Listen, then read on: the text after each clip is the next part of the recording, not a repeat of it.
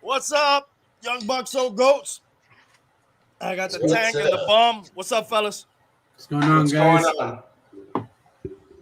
Watching a little NFL draft coverage here. Did the Dolphins pick already for a second time? Do we know? Did we have our third round pick already? Yeah, it was the running back. Oh, okay. What's the guy's name? I didn't even know. Devon Achan. Devon Achan. He's from Texas A&M. He was the Orange Bowl player of the game, I think. Everybody loved the pick. All right, Tank, maybe you can find a highlight footage there on Devon Achan. I don't know if I'm pronouncing that right. And we'll look at moving the chains. And then we'll look at a highlight video of their first pick, which was a second-round pick since we were finagling Brady's balls. We lost our first-round pick, but they went cornerback on that pick. I'm going to try to be open-minded. We'll look at some highlights of this guy. Oh, 1 second. I just didn't like the position. I didn't think that was the most necessary position. It almost seems like a position of strength. I realized we had issues last year, but we had terrible luck with that Jones guy who didn't want to play. Apparently, I'll be interested to see if that guy plays. What's his status? Do you know? I thought he was retired. Oh, really? Okay, I didn't know if he was going to try to play somewhere else. I know at one point he said he couldn't do a lot of stuff that he could do previously. Yeah, I got some videos. I'm giving them the benefit of the doubt, or not the benefit of the doubt. I'm trying to understand the pick, right? And I'm trying to look at it this way, right? The X-Man is often injured. Okay. Yep. Jalen Ramsey that we picked up is not a spring chicken. They drafted a guy, number 1, who's in essence a bust. And Nick Needham and some other guys that they had are coming off injury. So yeah, and you just lost a big free agent that didn't play last year, and he's gone also. Right. So is it a position of strength? I don't know. If you would have asked me what were the positions of need coming into the draft, I think I text you guys.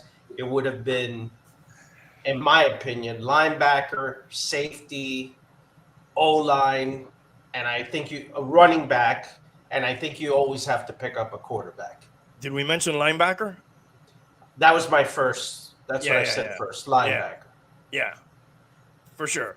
The quarterback, we knew they weren't going to do that. They just drafted last year, and they signed Mike White. We knew they weren't going to do that, even though I agree you should always be drafting him, especially with this crop that we have. We should be drafting him.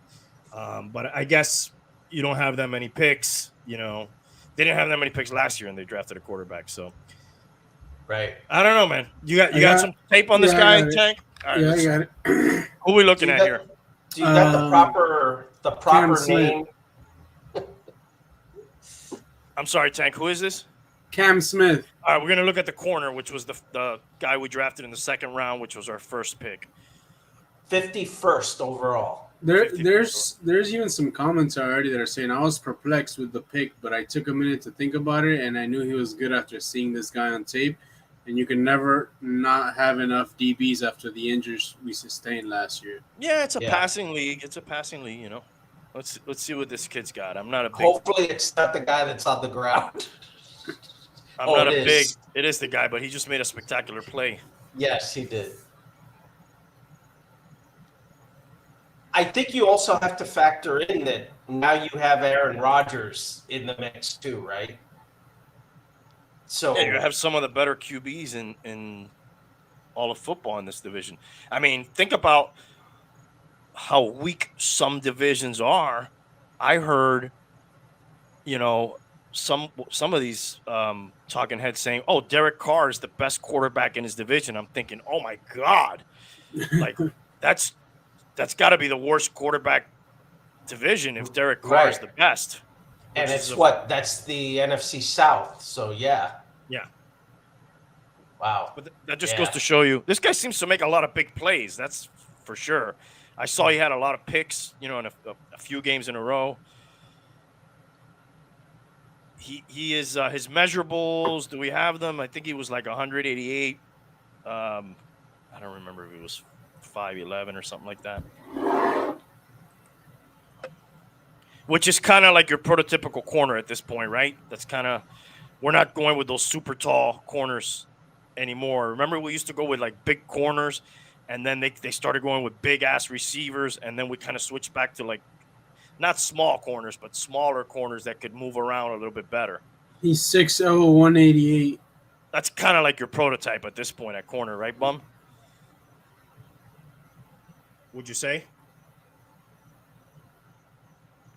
I think the Bum fell asleep. Yeah, he might have. All right. Well, this guy sure does seem to be making a lot of picks in this highlight reel. Well, I think we saw a sign of life from the Bum there. He was a gamecock. Is that me freezing? Yeah. Yeah. That's I you asked- freezing, Bum. I asked you a few questions, but you shrugged them off. And then I got the other guy. All right. The other guy. You never want to just say the other guy. What is this guy's name again? Devin Acne. Acne? Devon. Devon or Devin? I Ashani? Sean Rain. I heard.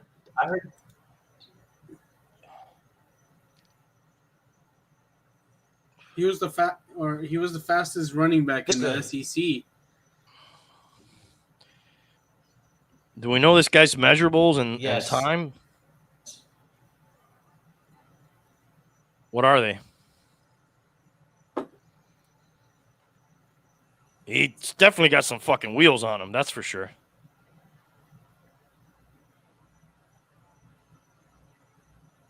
And this is on a return here, right? Yeah. Yes, and that's the thing. He's multi-purpose. He's a running back and a return guy. Well, that's good because we don't want to have to put fucking Holland or fucking Cheetah or Rosen Waddle again or back there. what?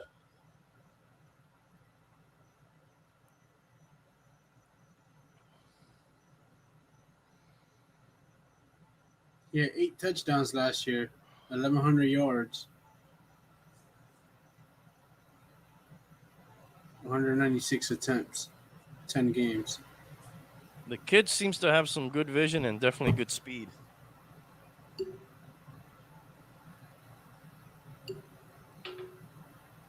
And he's not like a small guy either. No. I don't know what his measurables are. He is. He's 5'9" and 185, so almost the same size as the other guy. A few He's inches not, shorter. he's not really a big. So this guy's probably. I wonder how he does on the pass catching. I haven't seen him catch too many passes on this tape here. It's kind of a smaller back, actually. He ran a 4.32 in the combine. So we're hoping this guy can catch, and then he looks like a very nice third down change of pace back.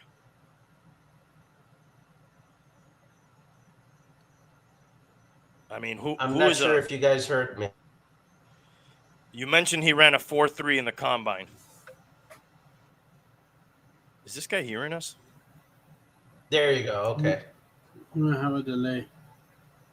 Delay of game on the Bum. He had 36 receptions last year.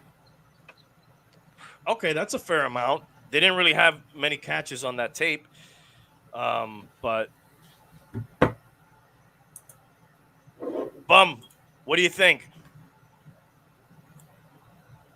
Are we looking at a third down back there or what?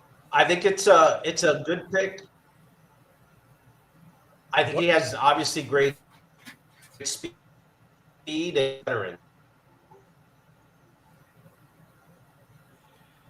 Let's look at the rest of the draft.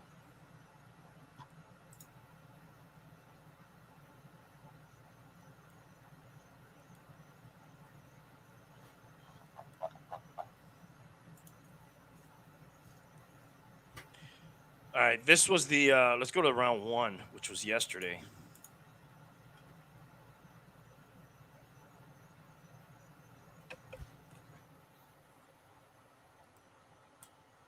What stuck out to you from round 1, Bum?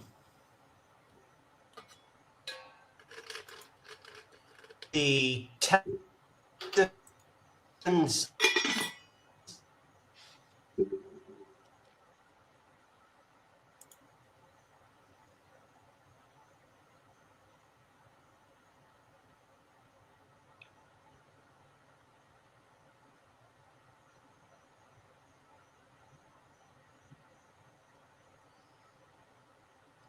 Here's something I noticed when I looked at this draft. Obviously, a lot of quarterbacks. For the first time, you saw like a couple running backs kind of go higher in the draft here. And then obviously that poor kid, Levis. What's his first name? Will? Is it? Yeah. Will Poor guy Levi.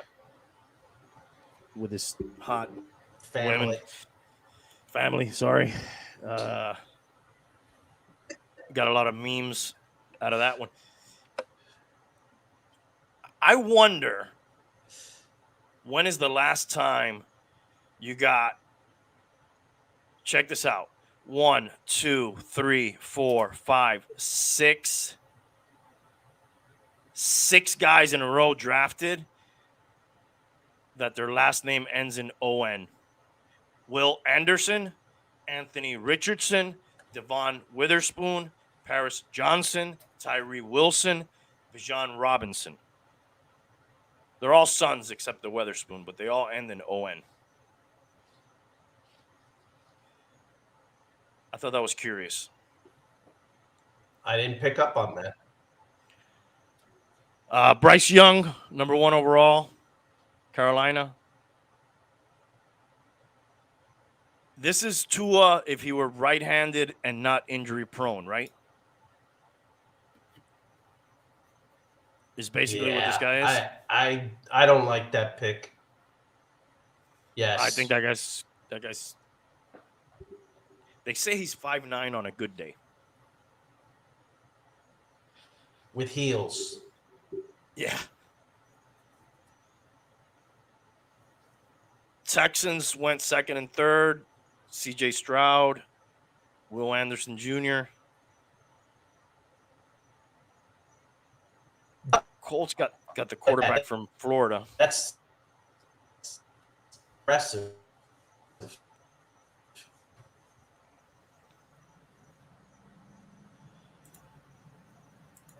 Seahawks going back to their defensive ways, picking up a corner there early. How do you feel about your offensive tackle named Paris?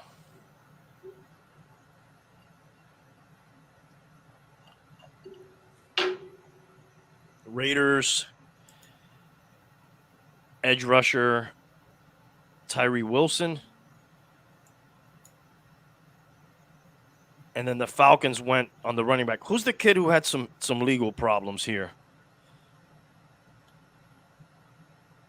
The one involved in the racing and Carter? Yeah, I believe it was somebody from Jalen Georgia. Carter that the Eagles picked? Yeah, I think it was. Yes. What was that story? Anybody know that story? No, I don't know. Let me see. Hey, I just went back and looked at the 2020 draft, and I got Tua. I didn't know that it told you like strengths and weaknesses. And one of his weaknesses is 2 ankle surgeries, hip surgery, broken nose, and concussion as starter. I didn't even know he had a broken nose, dude. That's a new one. failed to recognize easy throws to developing routes. That has kind of become his bread and butter, though, actually. Yeah, the 2-yarder. Yeah. Hurries into frantic throws with moderate pressure at times. CAD. He has exhibited that behavior from time to time. Dude, every time I look on the screen, the Lions are drafting for whatever reason. They seem to have a lot of picks. So it says that he was sentenced to serve 12 months of probation after entering no contest to misdemeanor charges tied to involvement in a fatal January car crash that killed one of his teammates and a staff member. So, like, he dipped and then came back or something like that? Turned himself in, this is... So he was, I don't know the whole story. He was racing against them, in the car with them. I don't know. He crashed into them. I don't know exactly what happened. Sounded pretty serious.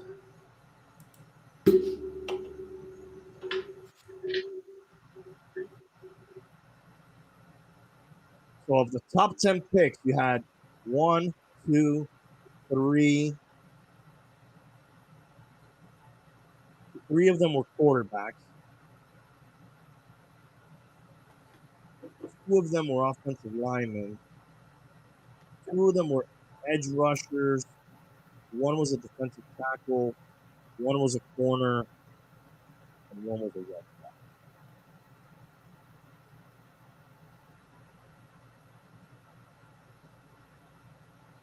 And the Lions went in with a running back as well.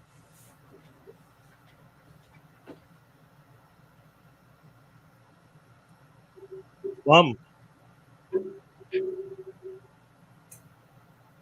did you think of where Will Levy or Levi's? How do you pronounce this kid's name? I think it's Levi. Will Levi. What do you think about where he ended up? Where did he end up? He got drafted already? Yeah, he was one of the first guys drafted in the second round, and he ended up in. He's going to be training with the GOAT in Tennessee with Ryan Tannehill. Oh yeah, he was second pick, second round. Yeah. He went to the Titans. Yep. Dude, to be honest, I don't even know anything about this guy. I know that he transferred because he couldn't beat the guy out, I believe, in Ohio State, and then became the starter. Seemed to be a little bit overhyped in the draft. Ohio State is the old guy, right? What do you mean? The walk-on that beat Alabama, like The guy who got drafted second overall. Oh, okay. I believe that's C.J. Stroud. Yeah. What am I thinking of? Georgia is who's. Oh, that's Georgia. Yeah. Yeah.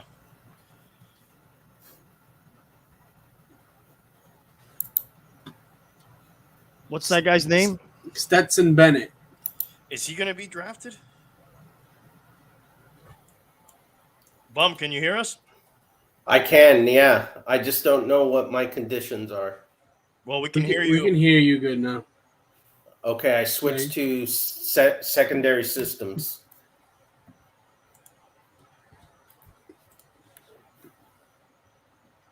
Is Stetson Bennett going to be drafted? Do you know? I haven't heard that name. He might be an undrafted kind of guy. His draft projection is 140, I think it's saying.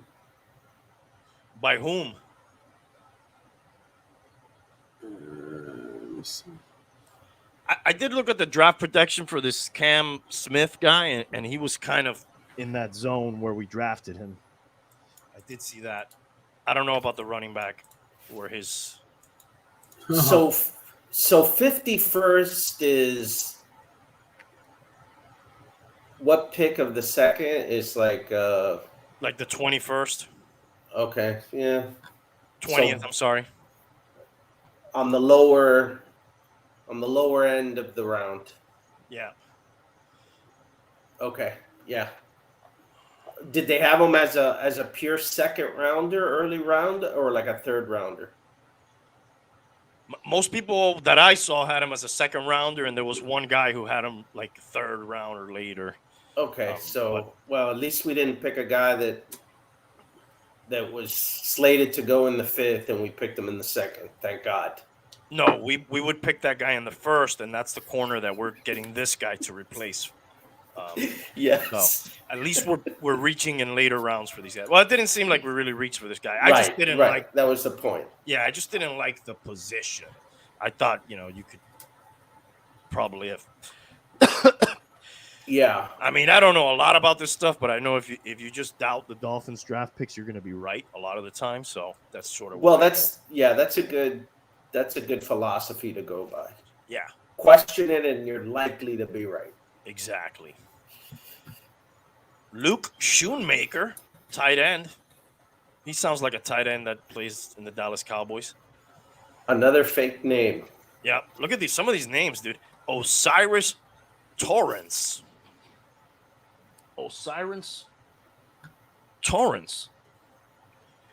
Brenton Strange. Oh, this guy has to have the name of the draft. And Juice Scruggs. Yeah, and he sounds like a guy who would play in Texas, out of Penn State. And then for the Broncos, this is definitely a made-up name at receiver, Marvin Mims, and they even put in the junior, Marvin Mims Jr. Because there was a senior. Apparently. All right. Jonathan Mingo, wide receiver out of Mississippi, going to Carolina. Michael Mayer. Are you sure they weren't thinking of Michael Myers, but they just thought it would be too much? Yeah. Too close. Let's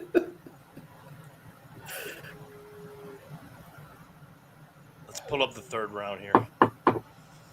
Here, check out the third round. I'll be right back. Can you guys see that? Yeah. Yeah. What pick do we have in the third round? Do you know, Tank? We don't have. No? No. We had 4 total picks. A second, a third, and I don't know the other 2. No fourth. No fourth? No. All right, we probably have like a 6 and a 7 then.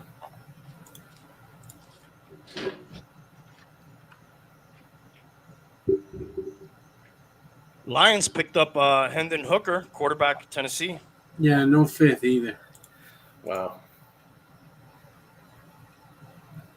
Hendon Hooker. Yeah, we got 197. Oh, wow, we have a Tank Dell. Like that name. Tank Dell. I would have thought that would have been like an offensive lineman or something, though. Yeah, we got a 6 and a 7 coming up. A 6th and a 7th rounder, that's it? And that rounds out our draft? Yeah. Yeah. Oh, jeez. And 6th and 7th is like almost like a free agent. This draft is over before it begun for Miami fans.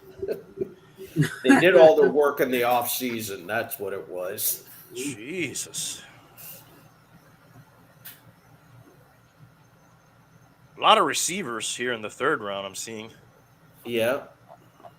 Quite a few Polynesian guys. Mapo? Yeah. Marte Mapu. Oh, there's another Tank. Where? 88. How about? Oh yeah, Tank Bigsby. That's a good one, that's good. I like that. Hell yeah, Tank. dude. How There was about Trenton Simpson? Yeah, and there was a Tucker Kraft. I thought that was one of your made-up names. Is that a real name? Scroll down. It's after Tank Bigsby, I think. So here's the Devon Achane. A chain. I think it's a chain. We got a Kobe Turner. Shawnee.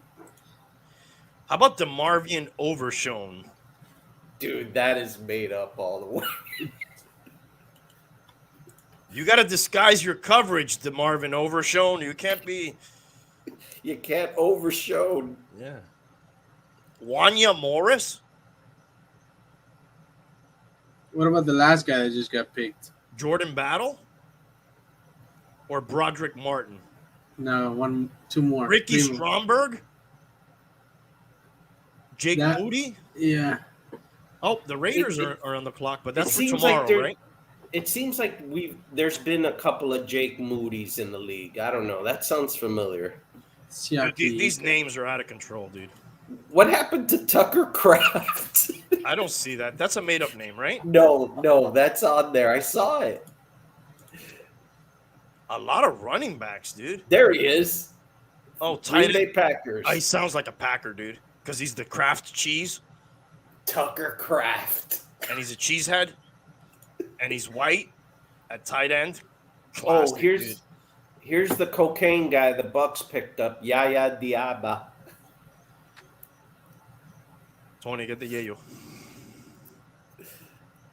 Riley Moss, dude, is this a white corner? Yes, it is. No, that's got to be a safety. He'll probably end up playing safety. It says corner, dude. I know. Yeah, He'll probably play safety. This is significant, guys, because is there a white corner in the league? First of all, I don't know if this we have a white linebacker. I don't know if this guy's white, first of all. Riley Moss. You could have put the wrong picture. No, that guy looks pretty white. He's up from Iowa. Wow. See, look at this dude. He's 6'1", 193 pounds. That guy's going to play safety. Dang, dude. So the Raiders are picking right now? Yeah.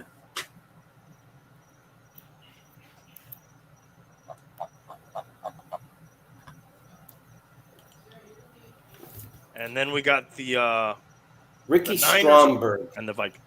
That's definitely like a center's name. I don't know. Sounds kind of baseballish to me. But look at him, dude. He's a center. He's a Washington Commander. Everything checks out there. Yeah, I guess you're right. Steelers drafted Joey Porter's son. Yeah. Joey Porter Jr., corner.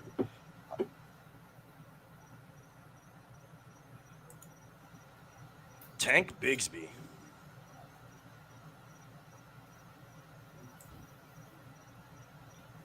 Some of these names, dude.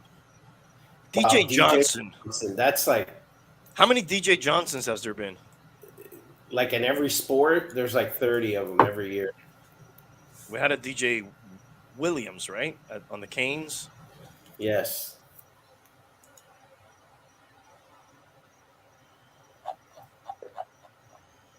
Brian Young. Defensive tackle by the Raiders. The Raiders picked already. Trey Tucker, another made-up name at wide receiver from Cincinnati.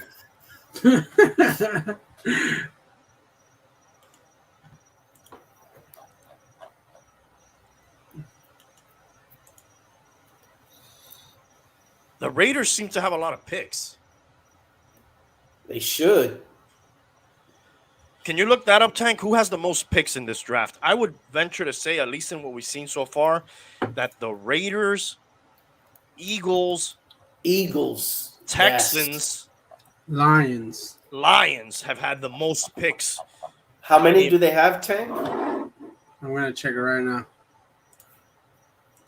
Sam Derek Hall. Laporta. If this is a made-up name, they got lazy with this one. Derek Hall, Seahawks, edge. They're going defense, man. He's trying to rebuild the Legion of Doom out there.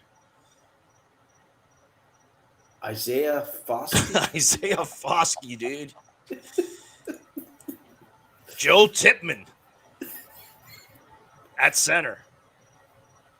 Brian Branch.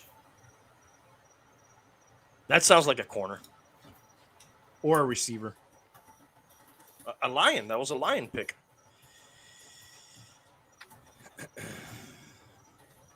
Well, the Lions ended up 9-8 and second in that division, and now with Rodgers out of there, dude, very likely to win it. You think? They'll find a way to fuck that up, right? Maybe. They got a lot of young talent, dude. How about a little Zach Charbonnet? I'll have the Charbonnet. Running back, Seahawks out of UCLA.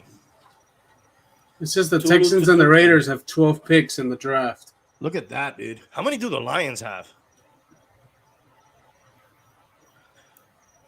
Jervon Dexter Sr., defensive tackle out of Florida for the Bears.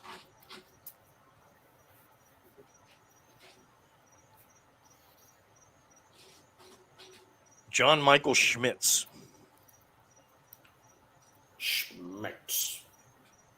Three names. What do you think? Three names lame or three names you're going to be a star? Three names usually is that you are an assassin. John Wilkes Booth, Lee Harvey Oswald, James Earl Ray. James Earl Jones. How about but football?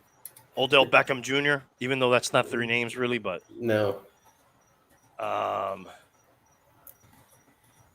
Ben Jarvis. What was that guy's name? Green. Exactly. Ellis. What about the guy with one hand? He has three names, right? The guy with what? One hand. That he wears the mitt from the Bucks, I think. Oh, Pierre. Shakir. Yeah. Shakir. The No. Lions have 9 picks. John Paul Oh. Pierre. What's that guy's name, dude? John Paul Pierre or some shit? Pierre Paul. Pierre Paul, yeah. All right. That's only 2 names, guys. No, but there's another one missing. Doesn't he have a first name? Yes, he does, but it's Pierre. I can't think of the first one, but it's Pierre Paul, not Paul Pierre. You guys are talking about 3 last names or 3 names total? Just 3 names total. Yeah. So that would be 3. What is the name? It's something Pierre Paul. Okay. It's a lot of juniors. Jason Pierre Paul. There you go. Jason Pierre Paul. Yeah, blows up his hand. He did a self-assassination.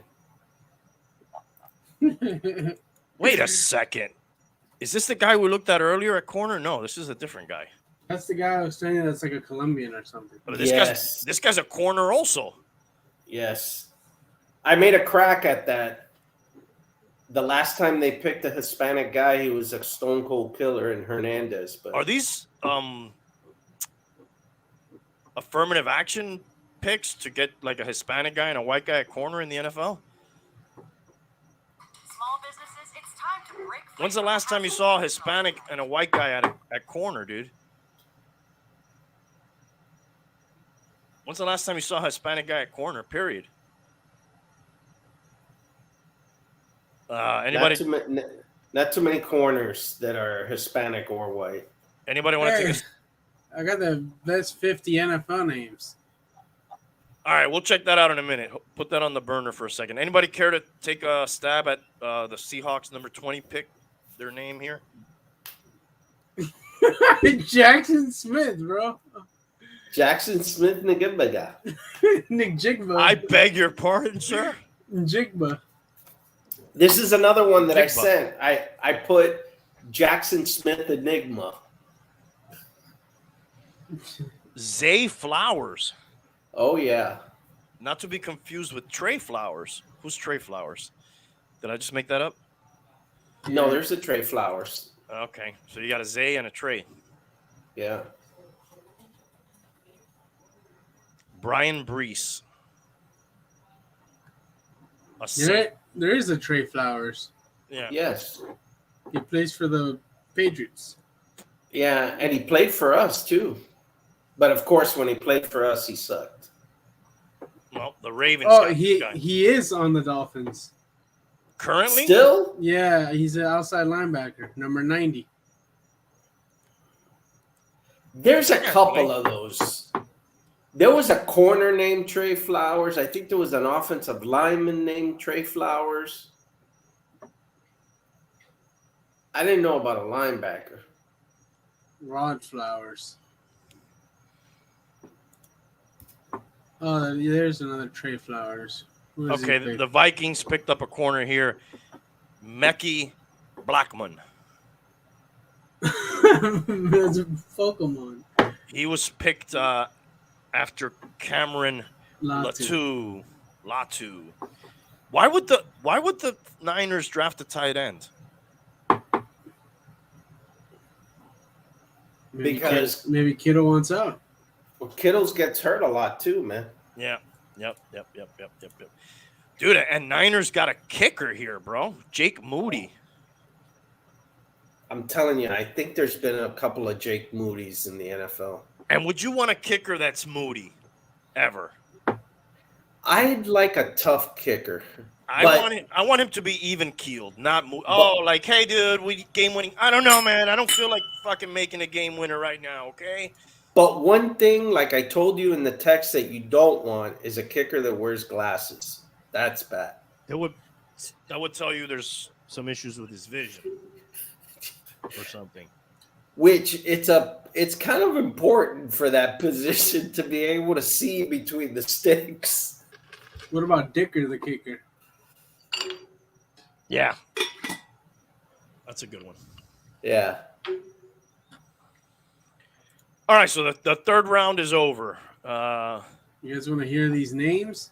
Yeah. Yes. Just 1 second before we leave this. Bum, what's your overall thoughts on the draft now that I can hear you and I think you can hear me? Not just Dolphins, just in general. From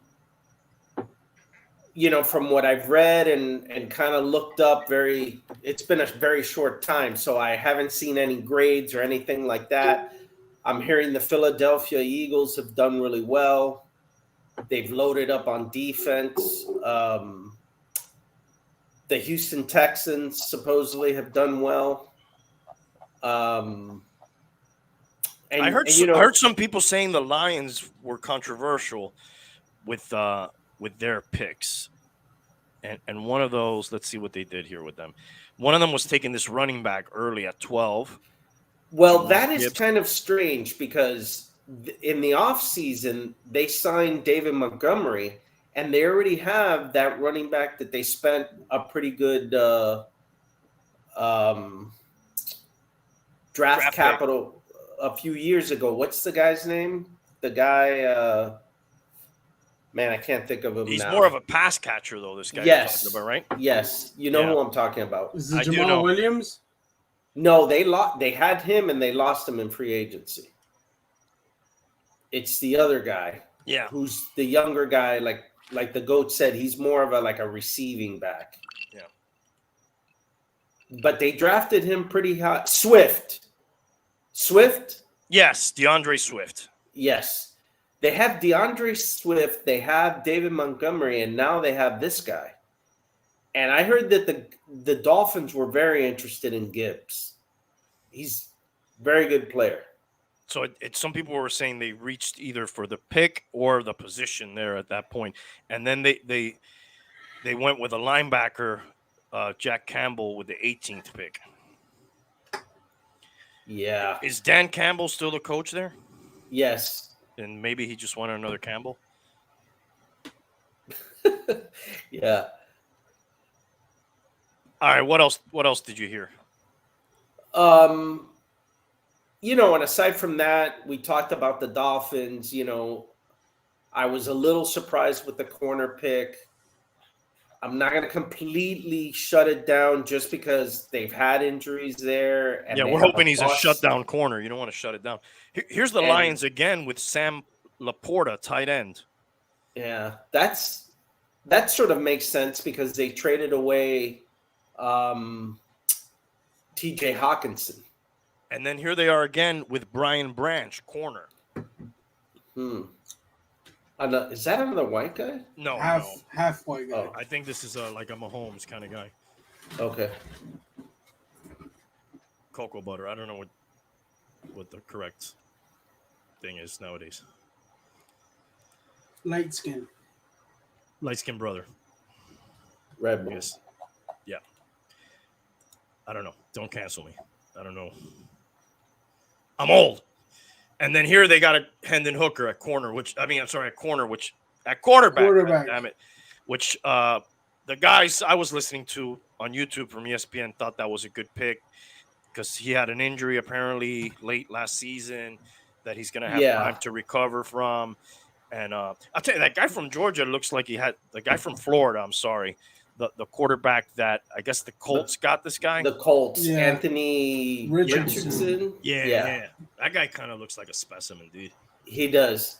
I heard a couple of guys saying that the guy that got passed over several times, Will Levi, Yeah, was the hot somebody- chicks guy.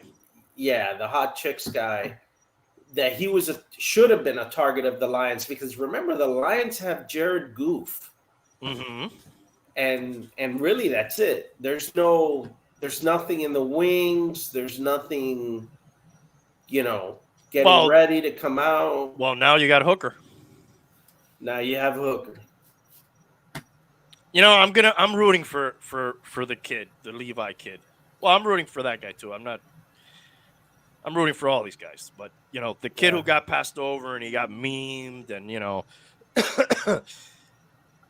got passed over, and I don't know if that was one of those things where everybody says they're interested in the guy and then nobody's really interested in the guy. They play a lot of fucking games, dude. Yeah, and I'm rooting for him.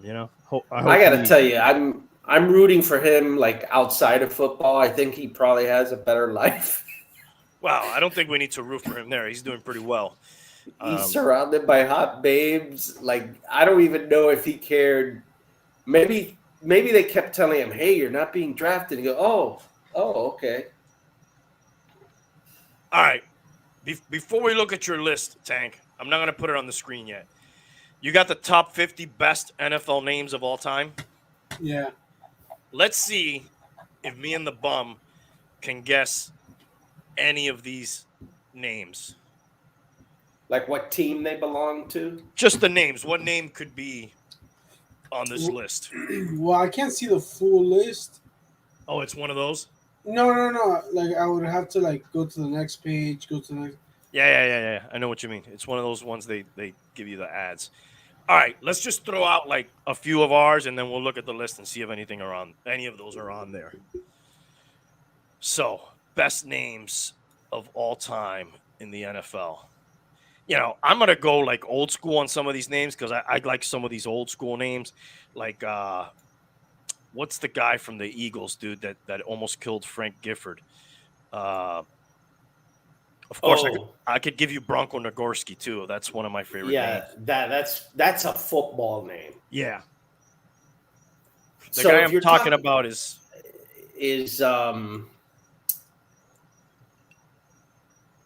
I know who you're talking about. Don't look it up yet. Yeah, he played both ways too at some time, and that meant Yes. that meant a different thing back in those days. Yeah. Nowadays, you gotta be careful when you say that. But he what? He played both ways. Hey. Lou McElhaney. No. No? Tough Philadelphia Eagle. Almost killed. It wasn't Hugh McElhaney or something like that? No. Oh okay, my then. God. All right, then look it up then. Yeah. You got any others while I look that up? Of old tough names, obviously Dick Butkus, Sam Huff,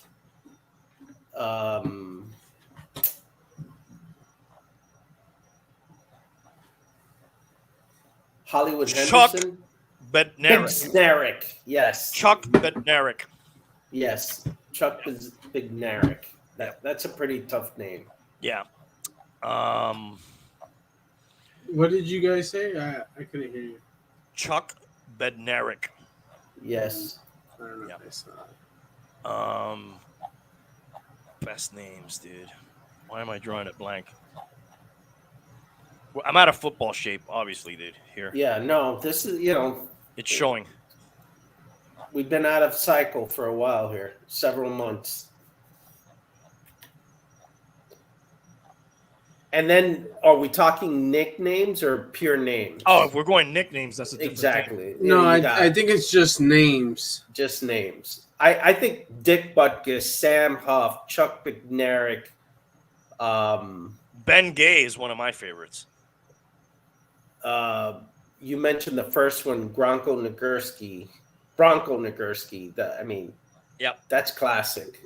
Yep. The Raiders had some good ones, dude. Yes. I mean, John Matuzak.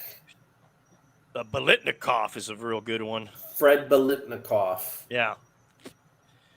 The hard-hitting safety. Almost on the edge of Oh wow, the number always one is a being Dolphin illegal. player. Oh, are you not Jack Tatum? Not Jack Tatum. Jack Tatum, Jack Tatum. Yeah. That's a great name. Yep.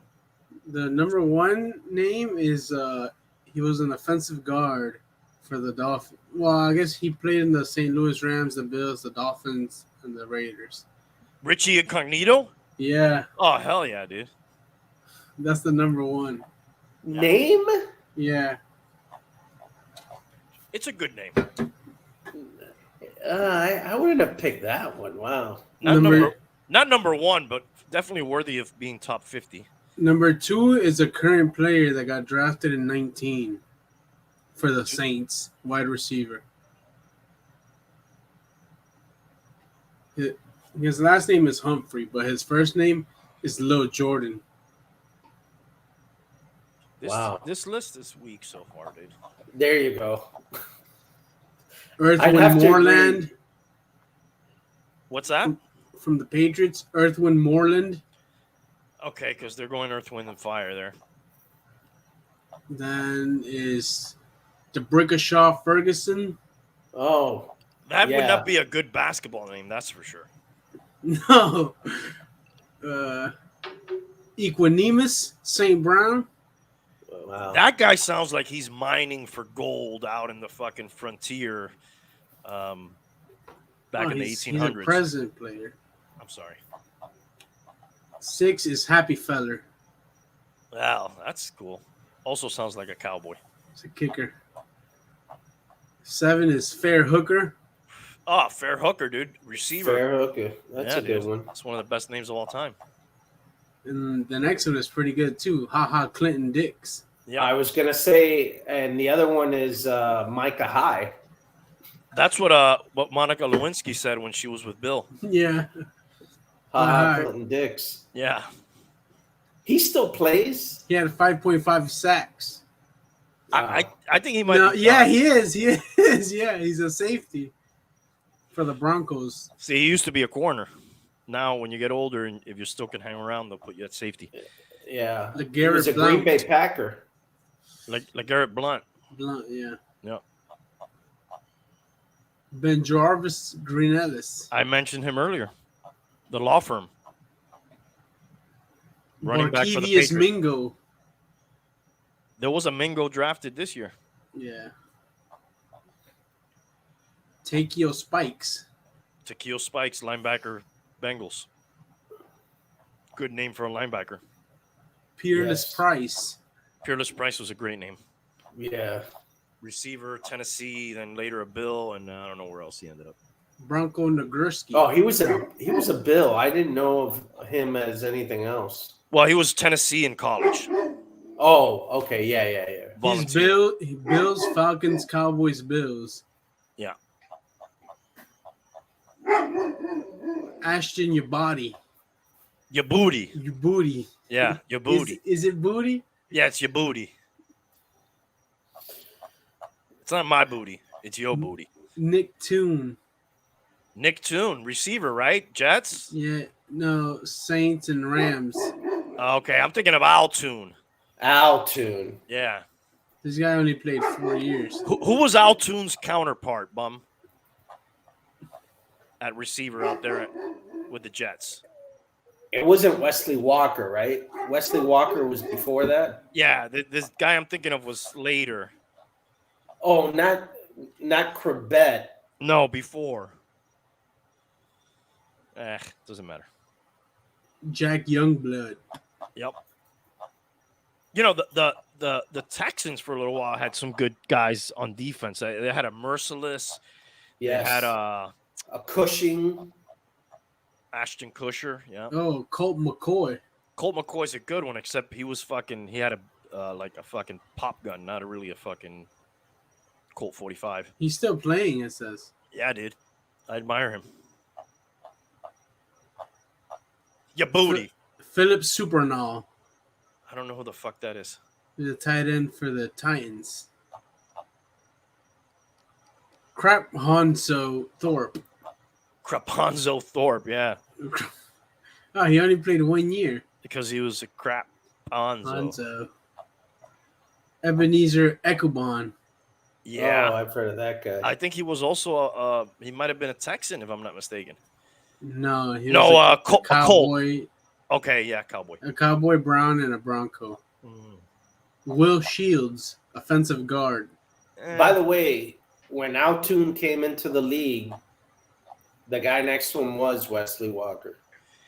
Yes, but what I'm thinking is more my era when I started watching, and then Wesley Walker was out. Altoon was still there, and they had another guy who was there for a long time with Ken O'Brien. It was almost, teams used to keep the core around much longer, and he was kind of like his counterpart for a few years. I can't fucking remember the guy's name. It was pretty decent too. Razai Dowling. What?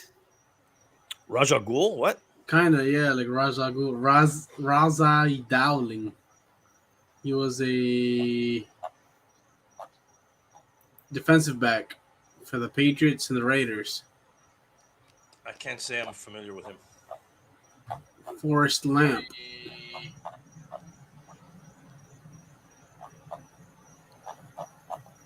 Lawyer Milloy.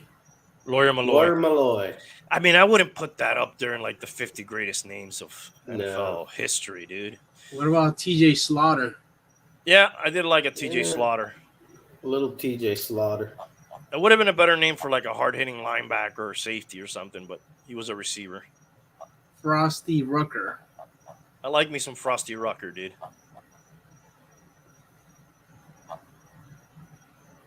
TJ Husmandazi. Hushmanzada. Man, that guy was like a bullet, huh? That guy didn't. Did that guy even for 11 go years after that? He played 11 years? Mm-hmm. Yeah, dude, because that guy kind of was like a fourth receiver, then like a third receiver, and then he worked his way up to be like a second receiver. Wow. I would have never guessed 11 years. I remember that guy having, like, when he finally became a starter, maybe 2 or 3 years. He was like opposite Ocho Cinco, right? For a little while. Exactly. Yes. He's actually number 84. Ocho Cuatro. Yeah. His stats is 627 receptions, 7,200 yards, 44 touchdowns. Probably better than you thought, Bum. A lot better. Well, no, not so much statistically. The years playing, I thought that he had a very short career. Well, I think of those 11 years, he probably really only like played a lot in maybe 4 years or something like that. I would say, yeah, I would have expected that. Also, I would not have put him in the top 50 names of all time. No. Yeah, a lot of these are like those Samoan names, like Namakungsu. Musiasapopo. No, that's in Dominic and Sue, former Dolphin. Captain Munnerlin. The fuck is this? Captain Mutterland. I remember that guy. Defensive back for the Panthers and Vikings. Plaxico Burris. Mm-hmm. He shot himself in the leg on accident. And he was kind of coming back from, because he was at Pittsburgh for a while, then like didn't do much, and then he kind of he was big in that Super Bowl that they beat the freaking. Yeah, he does have one championship. They beat the Cardinals, right? Is that who they beat? No, they beat the Patriots. Oh, he was on the Giants team that beat the Patriots. Yes. Was he not also on the team? I think he caught like one of the last touchdowns. Wasn't he on the Steeler team that won one too? No, he only has one in 07, which is the Giants one. All right. The guy who was there was Santonio, Holmes. the main guy. Yeah, that was the main guy, and the other guy later that we got, Mike. Williams or Wallace. Wallace. Not the 60 guy who worked minutes. 60 minutes. Yeah. What about Rocky Boyman? I don't know who that is. I know Rocky Blyer. Yeah. He's a linebacker. He has one championship with the Colts. 06. Dude, this list kind of sucks, dude. What about Tiki Barber? Yeah. What was his brother's name? Rondé Barber. Rondé Barber. Yeah. Fomatu Mafala. Hey, I beg watch your your pardon? mouth. It's a bad mouthfella.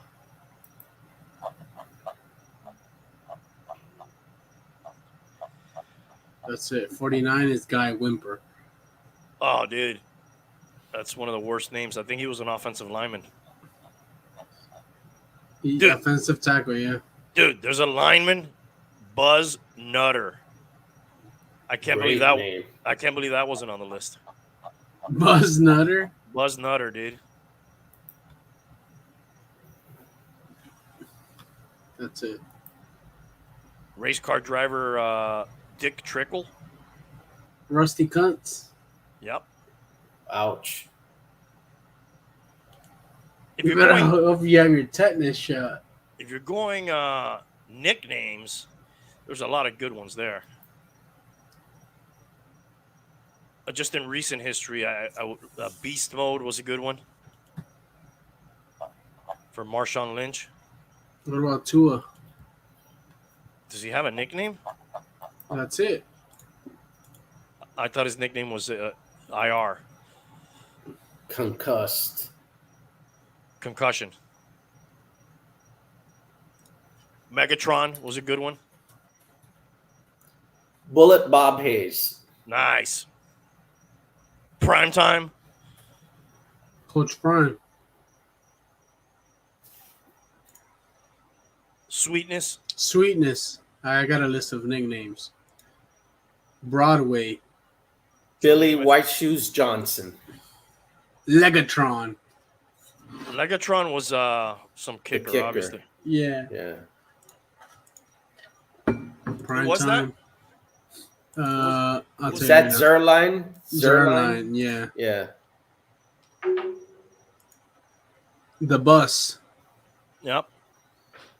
As literally as big as one. That was, more like for his shape, right? The Refrigerator. Also for his shape. Yes. Yes.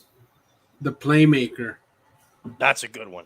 That's a really good one. Hated those guys. Good nickname. Yeah, me too. Minister of Defense. That's a good one too. Yep. Thurman Thomas. Iron. Iron Mike Ditka. Yeah. You also had Ironhead Hayward. Yes. And Iron Tyson. He died, right? Yes. Honey Proba- Badger. Probably from, I don't know. I don't want to speculate. I'm Yeah, sure well. that guy had concussions. Muscle Anybody- Hamster. Named Ironhead. Plays football. Yeah, what about the Muscle Hamster, bro? Who's Muscle Hamster, dude? Doug Martin from the Bucks. Oh, wow. I had no idea that was his nickname. Crazy Legs. That's a good one. Old receiver from the Rams, I think, or Yeah. Yeah. Yes. Really old. back in your day. Deacon. Older than me. David Deacon Jones. Mhm. The That was- Galloping that- Ghost. That Deacon Jones was such a good nickname that I thought that was his name forever. Yes. Mean Joe Green. Slinging Sammy Ball. Slinging Sammy Ball. Yeah. Mean Joe Joe Green. Green. Mhm. Night Train. That's a good one. Yeah. Dick Night Train Lane. Yeah. Is that a good one. cornerback for the Lions? Yes. Right? He was a lion. I don't know what. The Assassin. Jack Tatum. Yep. The How Snake. about- There's been a couple snakes. Ken the Snake Stabler and Jake Yeah, the that's- Snake. Roberts. No, that's a wrestler. Plumber. Plumber. Yeah. Hacksaw. Jim Duggan. No, Hacksaw Oh, Reynolds. sorry. I thought we went into wrestling for a second. Yeah, me too. Touchdown maker. Oh, Stephen Baker, the touchdown maker. How about Lester the Molester Hayes? And you could not use that nickname today. Yeah. Nasty Nestor. Nestor the Molester. They used to call him that. Hollywood Henderson. Hollywood Henderson. I had mentioned him. Of course, you have Hollywood Brown. Yeah. Lights out. James Marion. Toney. Oh, sorry. Boxing. The Freak. That was Javon Curse. Yep. Receptatron. I don't know who Receptatron is. I know who Megatron is. Burleson. Nate Burleson. Oh, wow. Wow. Big Game. Tory Big Game Hope. Torrey Holt was good, man. Carnell Cadillac Williams. That was the big debate, him or Ronnie Brown. They both ended up to be the wrong pick. But Ronnie Brown was a lot better and played longer. Yeah. Bad Moon. Rising. That's the Jim. That's Berman, Chris Berman The nickname. Nigerian Nightmare. Christian Okoye, probably also Yeah. a Berman one. Yeah. Ironhead. That may be. You think that would be canceled nowadays? The Nigerian Nightmare. Yeah. Just because they list his ethnic background. Well, how about in baseball? They used to call Ichiro the Samurai. They probably wouldn't do that nowadays, right? Right. It's funny. I just saw Ed Too Tall Jones. I just saw a YouTube video. I think I sent it to one of you guys. I don't remember. And it was this white dude, and he was dressed like a Mexican. He had like a poncho on. He had a you sent it to me. big old sombrero, fake mustache, and he goes and he asks a bunch of people, "Do you find my costume Students. offensive?" Yeah, and everybody's like, "Oh yeah, because you don't know anything about their culture and you don't know why they wear this." And then he goes with the same costume to like a place where there's a lot of Mexicans, and he asks them, "Hey, do you find this offensive?" And they were like, "No, I think it's cool. Oh, I think it's nice." Like, no, I don't know. It's a video, right? So he probably edited out the ones that were offensive and whatever, but still, it was kind of funny. I always heard that a lot of First Nations people or Native Americans weren't really offended by, a lot of the professional sports teams like the Indians or the Redskins. But there had to be a good part of them that were, because I saw some of those demonstrations. They had a lot of people in them. Well, what were the people? Who were the people? Were they Karens or were they? No, they were indigenous or, those people. Oh, hey, we don't say those people, dude. We got Pork Chop Womack. That guy had to be an offensive lineman. Yeah, He was? I think so. Yeah, offensive tackle. Yeah, of course. The best nickname for an offensive line as a whole has to be the Hogs. White Shoes. Billy. Yeah. Billy Johnson. Billy. Ike. Icky Woods. I thought that was his name. Moose. Daryl That's- Moose Johnston. Yeah, the fullback for the Dallas Cowboys. And what about the halfback? The halfback, that was Emmett Smith. The What was last his one, nickname? I don't know. The last What? one is Russell the Kitchen Maryland. I didn't even know that was his nickname, to be honest with you. How about Danger Russ Wilson? All right. You got some How Heat about- highlights? Yeah. By the way, how about a real terrible nickname? Lance Allworth. You remember what they used to call that guy? No. Bambi. Ugh. And it was because he was very agile and fast, but I don't know if that translates to that, right? No, dude. What about Butterbean? The only guy I ever put that moniker on myself, I gave it to Alonzo Mourning because Yes, I remember. his legs looked like they were always giving out, and he ended up in weird positions. And it reminded me of Bambi in the beginning of the movie when he can't even walk. You know, he's like falling and shit. Which leads us to the next thing. The Heat have defeated yes. the Bucks, another fucking animal that's also a deer. And do we have any highlights we can show while we talk about this, Tank, from the series against the Bucks? Maybe Jimmy Butler fucking went off, dude. It averaged 49 points a game the last 2 games, dude. Yeah, Jimmy Buckets. That is a good nickname too, Jimmy Buckets. Yeah. And I think the last 2 games he scored 98 points. That's what I said. Averaged 49 a game the last 2 games. Yeah. And I think one of the games was like a top 10 all-time playoff performance. Well, he certainly broke some Heat, playoff records. For sure, yeah. But I think all time, it's like one of the top 10 scoring performances of all time. I'll tell you, we'll show some highlights in the background while we talk. I will stand by what I said. I really thought they were going to get blown out of this. Well, series. how much of that was, Giannis is hurt? Man, and I got to tell you, man, that was terrible coaching on their part and great coaching on our part. Especially against him, you mean? No, just in general, I was reading the timeouts that they didn't take, the defense that they didn't adjust to, different things that we did, the adjustments that we made that screwed them up and they didn't adjust to. They have a pretty good write-up on it, I think on the Herald, that talked about the different strategies where they had none and we had some, and it just countered everything that they did. And don't those people feel stupid that said the Heat should just lose and not go into the playoffs? I don't care if we lose, if we get swept next round.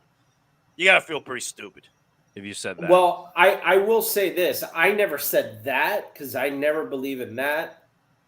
But I did think you play to win the games. I did think that we're going to get blown out. Well, that's why they play the games. Yep. But I sort of go back to sort of like what you said when we beat the Baltimore Ravens. A lot of it was because of them and not so much of us in this game. I'll take it. Clearly. Now, what kind of chance do we have against the Knicks? I think they beat us 3 out of 4 games this season. And they're like the 5th seed, which is shocking.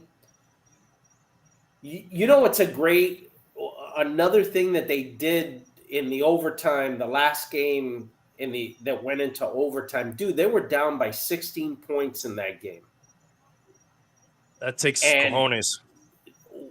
There was a key strategy change that they did, and that was they gave the ball to Bam, and he played more like a point guard, almost like a point forward, which forced Giannis and Brook Lopez, their big guys, to not crowd the basket underneath and sort of play out in the perimeter.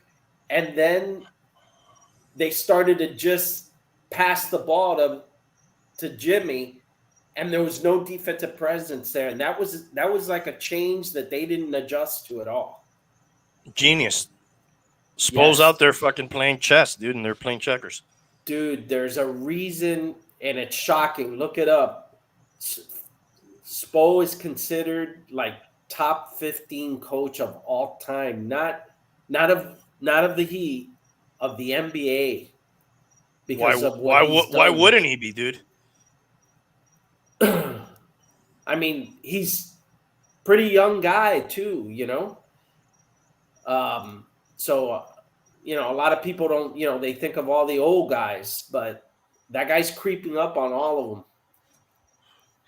That guy's been a Hall of Famer for years in my book.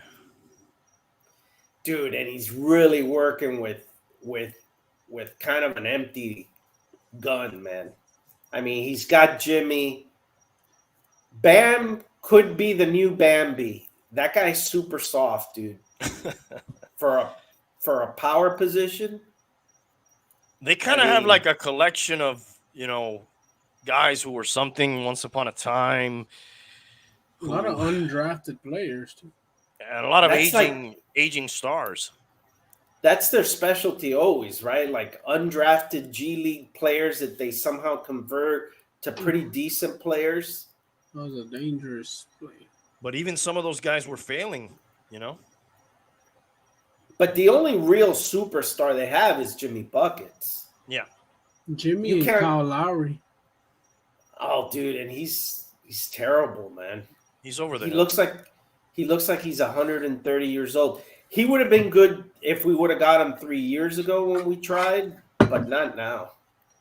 Well, you got him now. Yes. What are the odds on the Heat Knicks series? Is there a chance? By the way, the play where they tie it in overtime, if you could put that, I mean, yeah, that's pretty amazing, dude. Yeah. And that was another, what people say is terrible coaching and preparation. They should have called the timeout. That's this game, so it'll come up now. Yeah. They should have called the timeout when when we were ready to side out the ball like most teams do to see what our alignment was. They didn't put anybody really on Jimmy.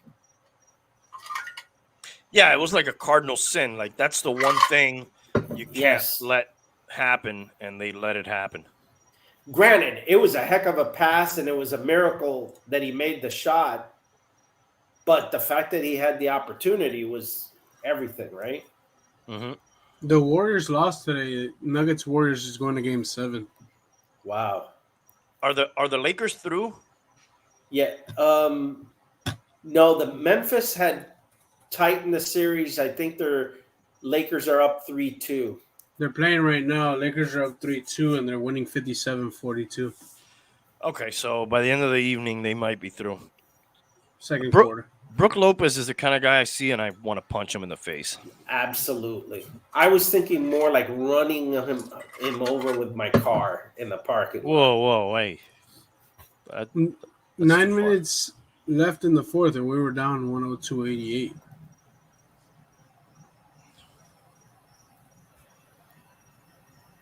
What a way to close out the series, dude. They got the series scores for the Heat Knicks. The fuck. How did it change? The best odd is like Knicks win the series 4-3. It's plus 350. All right. So it's close. Man, you could hear these people's sphincter tightening up here. The Knicks are favored -145 to win the series. Look at that. Even with 240, 105, 111, dude. And there's Jimmy. That guy's a fucking big game fucking player, dude. You see how you saw how Bam is running the point? Yeah, he was at the top. Yeah. Tie game here. That was an and one there? No.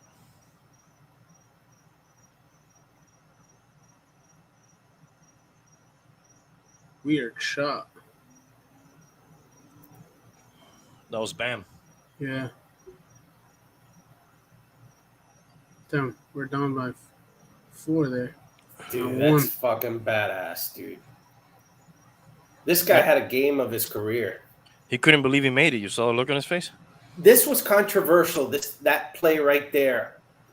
I thought Lowry bungled it right there, and they did a jump ball there.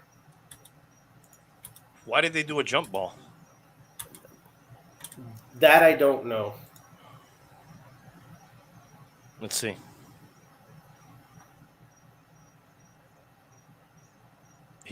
That should just be out on Lowry, right? Or is it because the referee grabbed the ball in play? And That was weird, yeah. And they were saying that maybe that guy fouled Lowry. So this is basically like, hey, we're not fucking sure, dude. Let's jump it up. Exactly. You got it, baby. Just in case, let's jump it up. Yeah. And let's give the advantage to the guys with the height. I thought you were going to say something else. And they almost lost it there. Mm-hmm.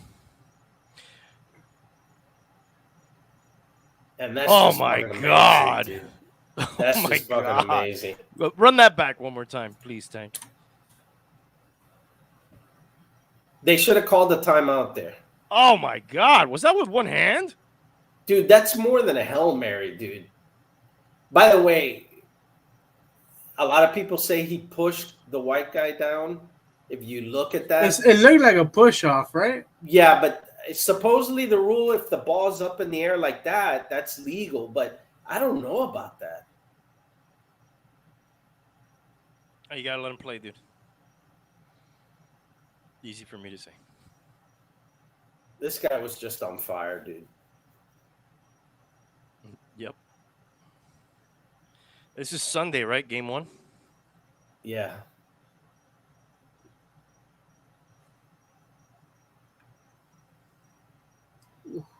That was terrible. Yeah. Oh, did he get fouled? Oh, wow. Yes. He got a 3. These are pretty catastrophic failures at the end, right? Yeah, they were just out of fucking... And then this is the worst. This guy here with no time can't make the layup. Wow, dude. Good shit, man. And then Giannis getting pissed off when he was asked if this season was a failure, and he tried to say no. I thought he handled it well. I kind of liked his answer a little bit, though, too, because, like, I mean, that was kind of like an asshole question to ask. And he did say that guy asked him that last year, too. Yeah, but I think it's hard to say that it's not a failure when you were the, number one seed and you get knocked out in a series that you weren't. It wasn't even close. Injuries, though. Injuries played. If Giannis plays the whole series, it's probably a different tune, right? Probably. Yeah. Did you watch the Ryan Garcia, Gervonta Davis fight bum last weekend? No. Did you see any highlights or the end of the fight? No. All right. You're an old school boxing fan. I know we watched many fights back in the day, especially when you talk about a Mexican fighter. For whatever reason, those guys are always seem to be tough as fucking nails, never give up. A lot of punching. I mean, they go down on the shield, right? Those guys, if they go down, or they never go down, but they end up fucking disfigured. A lot of heart in the old school boxing. Yeah. And I'm an old school guy, so I know. Yeah, and not famous for being bleeders either. No, just tough. Yes. Guys. I want to show you, and I'm glad you haven't seen it, so I want to show you the end of this fight, if Tank can pull it up there. And I mean, we can watch the whole highlight. It's just 2 minutes. Okay. Both these guys undefeated. Tank Davis had fought a little bit better competition leading up into this. Ryan Garcia also undefeated, but not quite the caliber opponents that Tank Davis had. And early on, Ryan Garcia was doing really well. Let's take a look. And then I want you to pay attention to the end of the fight and how this fight ends. And then let me know what you think. Come on, Joe.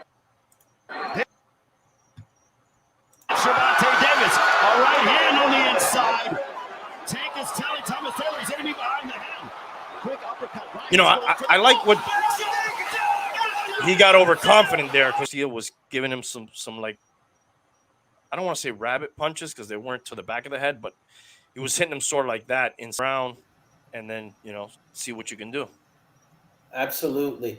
And are some people saying that he got up in time, or clearly everybody agrees that he's on him, man? Just in the little bit that I watched here. Yeah, for sure. If he had similar blows throughout the the contest, that would have been pretty painful. Nothing quite that devastating to the body, But this guy was definitely looking for those body shots on him because he knew that was the way to get to him. So what do you guys think? You think he could have stood up, and he clearly chose not to, right? I think it was a fucking shot, bro. Fucking those liver shots are crazy, man. No doubt about it. I'm not doubting that shit fucking hurt and that he was fucking hurt. I'm just seeing other fighters that I've seen. Look what fucking Tyson Fury did against Deontay Wilder, dude. That's why fucking Tyson Fury is Tyson Fury, dude. He got knocked the fuck out, dude, and he got up, man. We've seen it before. Other fighters get up and survive. And sometimes you lose. Sometimes you can come back. You never know what happens. But if you don't get up, and there seems to be a little bit of an unspoken code that you could get really hurt by a body blow, but it should not end the fight by you. You know what I mean? Like, getting knocked out, you have no choice, right? You're out. Yeah. right. But a body blow, you're in pain, you're conscious, you're in pain, but you're conscious. And you can make a conscious decision to keep going. Right? And people don't like to. What up, John Bolas? What's up? Yeah, man, you may be right, John. Maybe he knew what was coming, but again, old school boxing fan.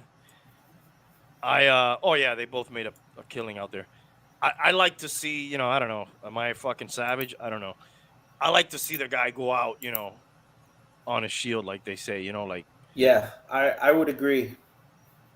And Deontay Wilder, the last fight he lost to Tyson Fury, he went out, dude, on his shield. He didn't give up. Easy for me to say sitting here smoking my cigar and drinking a bourbon. Obviously, I know that. I'm not. No, obviously, but typically, I think people don't want to lose the fight on a body blow where you were conscious. Now, I have seen some people get knocked out on a body blow and they go down and they're in a fucking fetal position and they can't like do anything. Right. They're like almost paralyzed. I didn't. But still, that doesn't even happen a lot. No, it is rare. It is rare. I was watching it with my cousin here, and oddly enough, he said, "Hey, you ever seen a fight end on a body blow?" And I go, "Yeah, it happens every once in a while. It's rare." And like clockwork, right after that, this happened. A glitch in the matrix. So I don't know, man. I don't know what that says for Garcia. Tank Davis is on top of the world there. I guess people want to see him fight Devin Haney at some point. Who's coming up now? There's a sacrificial lamb for Canelo coming up soon, right? May 6th, yeah. Yeah. And then we got Haney, Lomachenko. Yeah. Is coming up. I don't know. I didn't like it, man. I didn't like it. Gotta be honest with you. Yeah, I would have been a little bit left wanting a little bit more.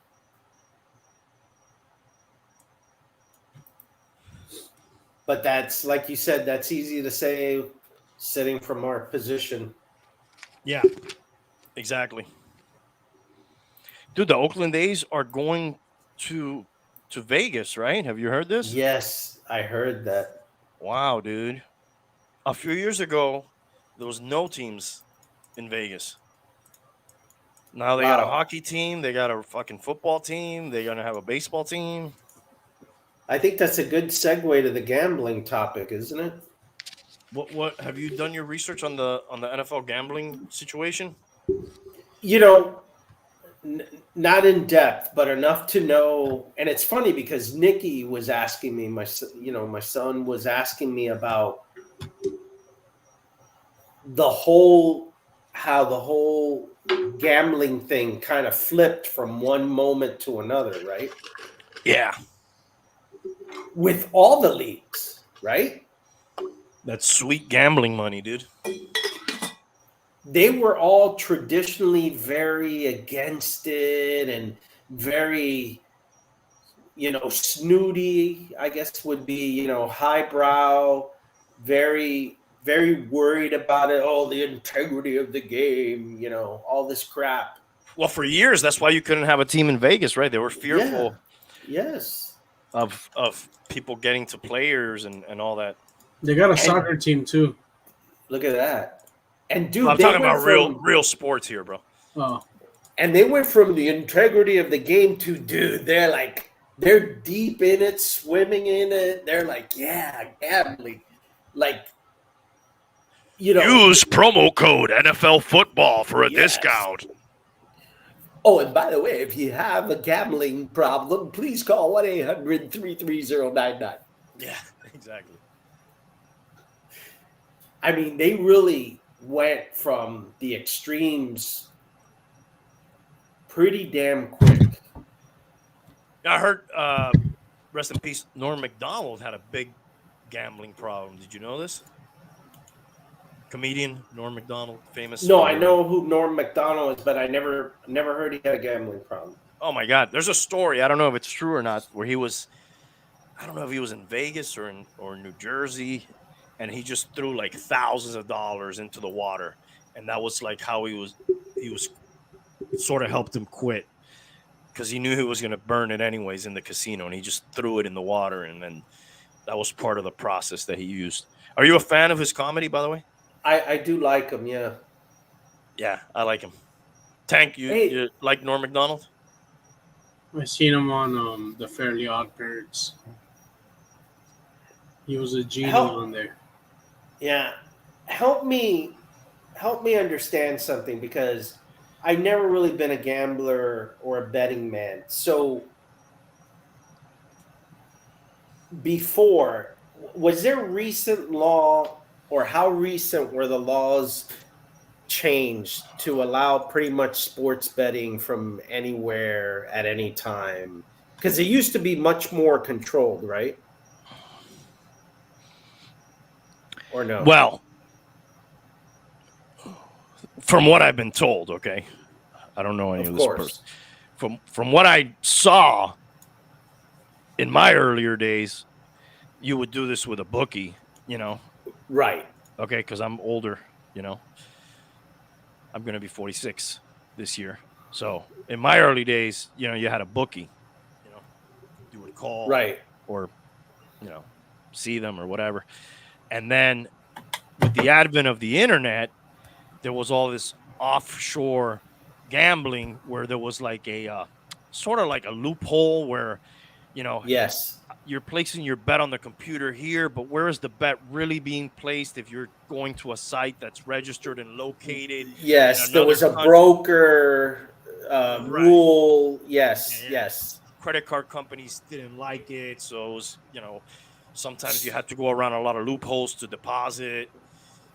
So was that exactly at the advent of the internet, or a little bit later after the internet? Well, as soon as the internet gets invented or becomes available to everybody, the first things that come to market are debauchery and, right, degenerate and then stuff like porn and gambling, right?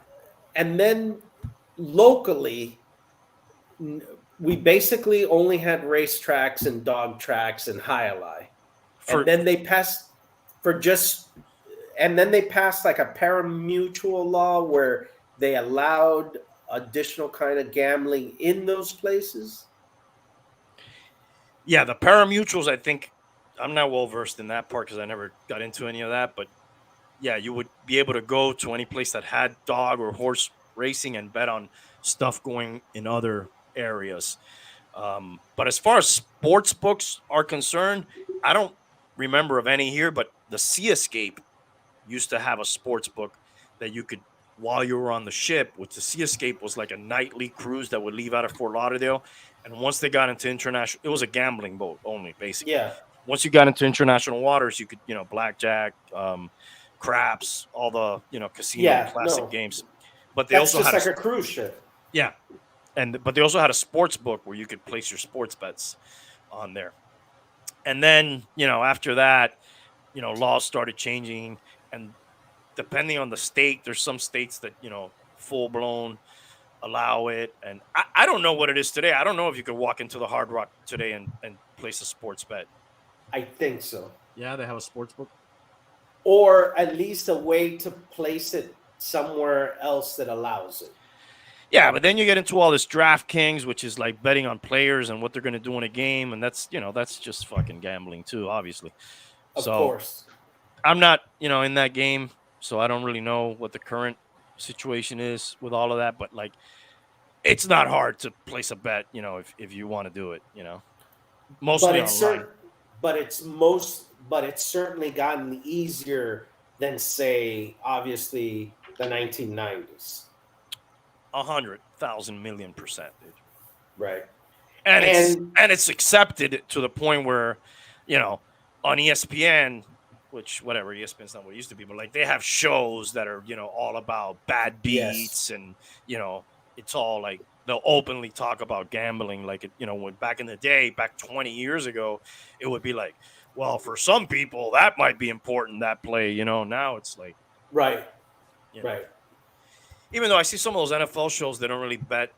They don't really, not bet, but like when they make their picks, a lot of times they're not picking against the spread and stuff like that. But it's definitely way more accepted and open now than it was back in the day. And this last push that has allowed, in your opinion, that's allowed the sports teams to really dive into it. Would you say that change has happened in the last 3 years? Yeah, with the NFL getting involved and having sponsorship deals with some of these major, companies. Yeah, absolutely. And then a lot of what do they call those, proposition bets and stuff like props. That. Yeah. And how much do you think that fantasy football played, or fantasy sports, period, helped that really push more gambling into the sports, the different sports, not just football? I mean, tremendously, because I think that was sort of like a starter drug for gambling, the fantasy football. While it's a longer term bet, it is gambling, obviously. It's yeah. I sort of look at it as the sheep in, the wolf in sheep's clothing, because a lot of those fantasy things, hey, no, my mother's in fantasy sports, or, my grandpa, and it had this kind of, it had an aura of, kids are in it, grandma's in it, but it's all gambling. Absolutely. And then I think it even, with DraftKings and all that stuff, it really took it to the next level, and it sort of sneaked in without, the old thought of gambling was always mob guys, like guys like Joe Pesci and Robert De Niro. Forget about it.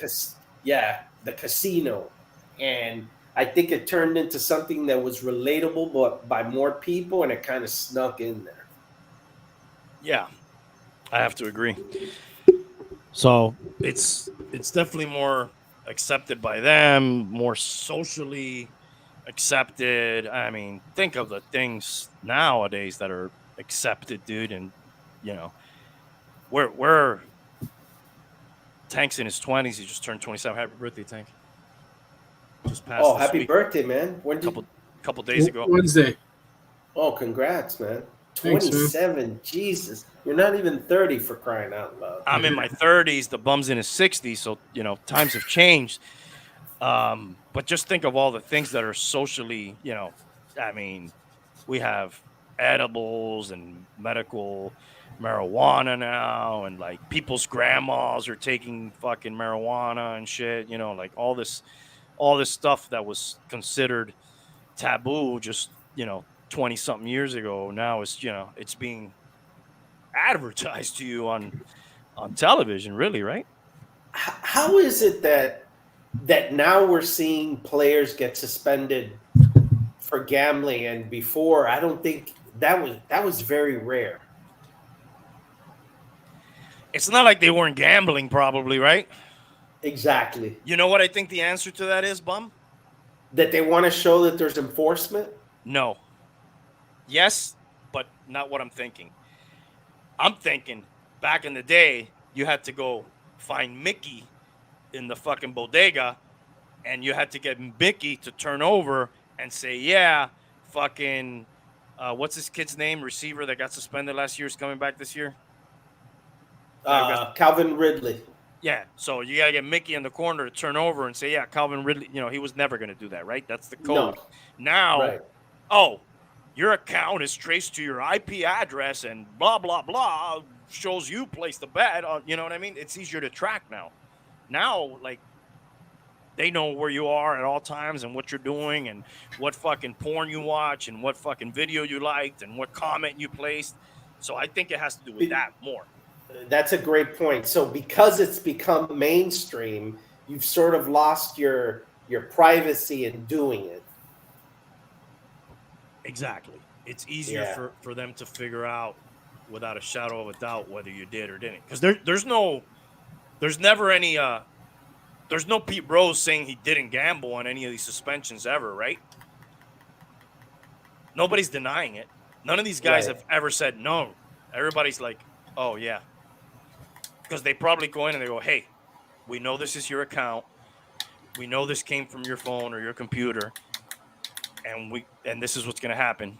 And if you ever want to play again, blah, blah, blah. And then that's it. Nobody's ever like, Pete Rose is saying he didn't gamble because there's no paper trail, or I guess there's a paper trail, but there's no electronic fucking, you know what I mean? He's probably I think he still denies it to this day.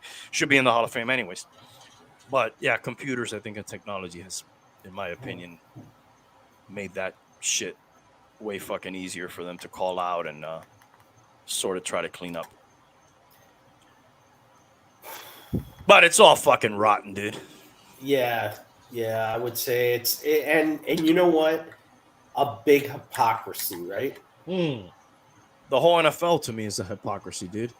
All the, military stuff and inclusive stuff. That a lot of it to me is just pandering, and trying to fucking play. Not get boycotted.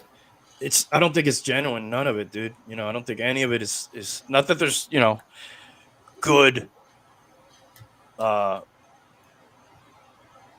good.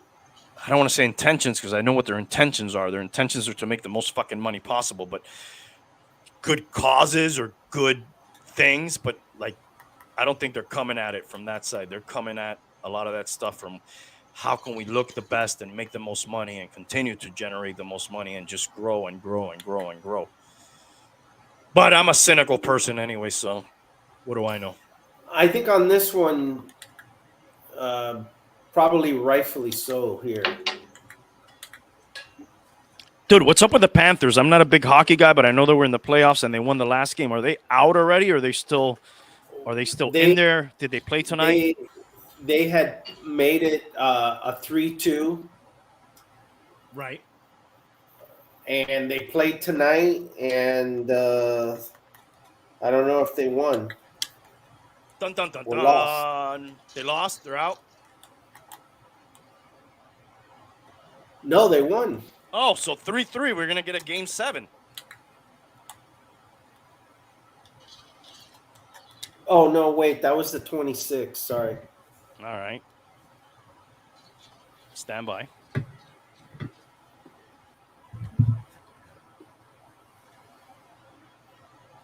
No, they won. So 7-5. Holy shit. They're tied 3-3. Oh, wow, dude. They were down 3-1. Look at that. So when do we get Game 7? Man, you're asking a lot of questions. Sorry. Tank's dozing off over there. I think he's looking at porn. Nervous laughter. Panthers force Game 7 with win over Bruins in a 12-goal thriller. Fuck yeah. Anytime we can beat any Boston team, I'm happy, dude.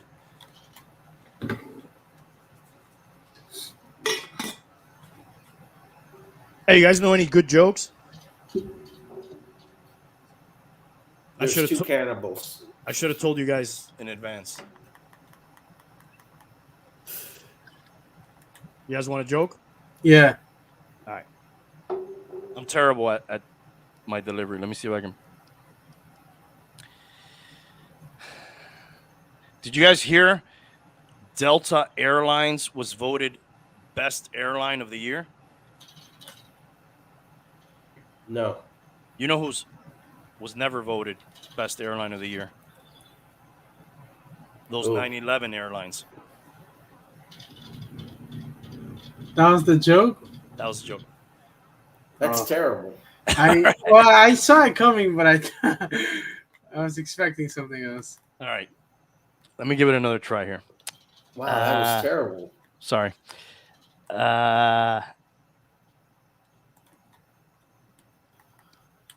Little Billy, he's in the house, right? He goes upstairs and he walks into the bedroom and dad is fucking banging his mom right there. And, you know, he's like, holy crap. You know, he gets this like terrified look on his face.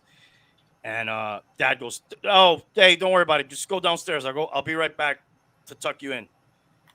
He goes down. Dad goes down, goes to tuck him in. Billy's fucking grandma. And he looks at dad. He goes, not so funny when it's your mom.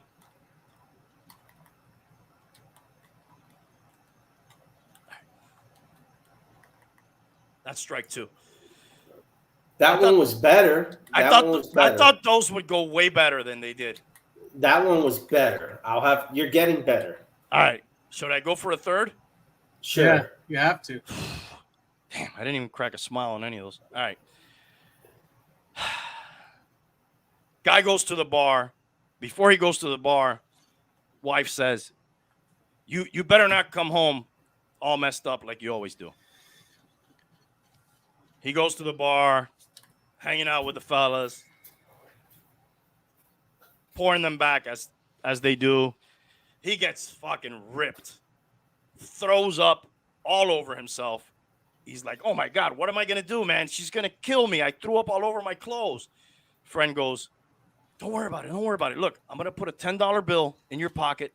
Tell her the guy next to you was drunk. He threw up on you and he gave you $10 to cover the dry clean. You'll be fine. All right. Goes home, gets there. Wife's there when he walks in. He's like, oh. GG, boys. I'm all messed up, but it wasn't me. It was the guy next to me. He threw up. Look, he put $10 in my pocket to cover the dry cleaning bill. She reaches in the pocket, pulls out a 20. He's like, and he gave me an extra 10 because I crapped my pants.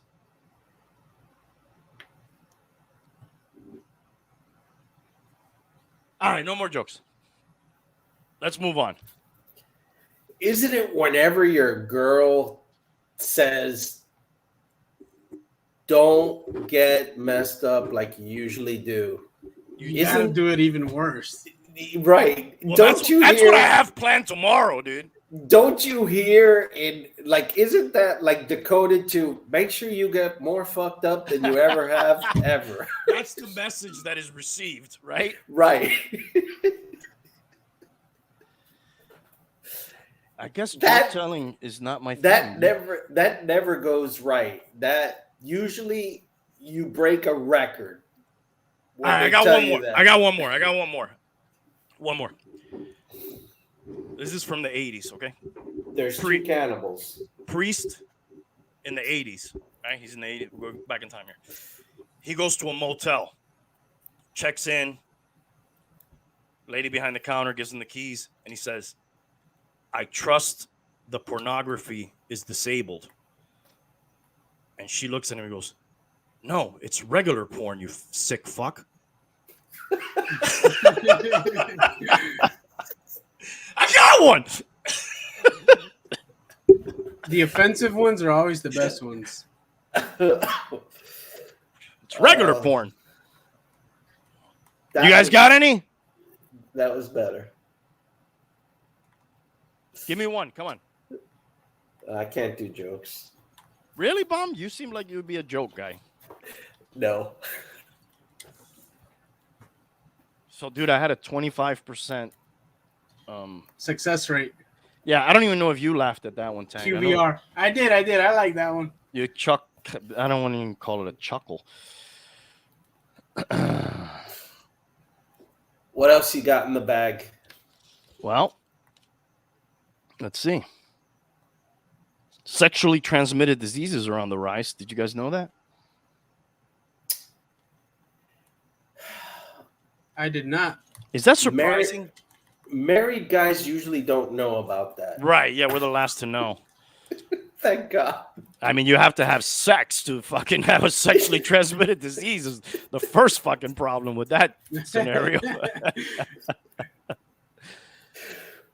I would give an arm and a leg to even have a chance. But yeah, I would have thought, you always hear that these kids don't even fuck anymore, so I was kind of surprised to hear it. They're asexual. The U.S. saw an increase in reported cases of chlamydia, gonorrhea, and syphilis between 2020 and 21. I got to believe that may be a pandemic situation, too. It reached 2.5 million, according to the CDC. That's interesting. I hadn't heard that. Been on the rise since 2017. Do they have an idea why? Well, let's continue reading here. The number of syphilis cases recorded in 2021 was the highest in 70 years. Gonorrhea and chlamydia rates increased more than 4% in 2021 compared to the year prior. Syphilis cases rose 32% in that period and have increased by 74% over the last 5 years.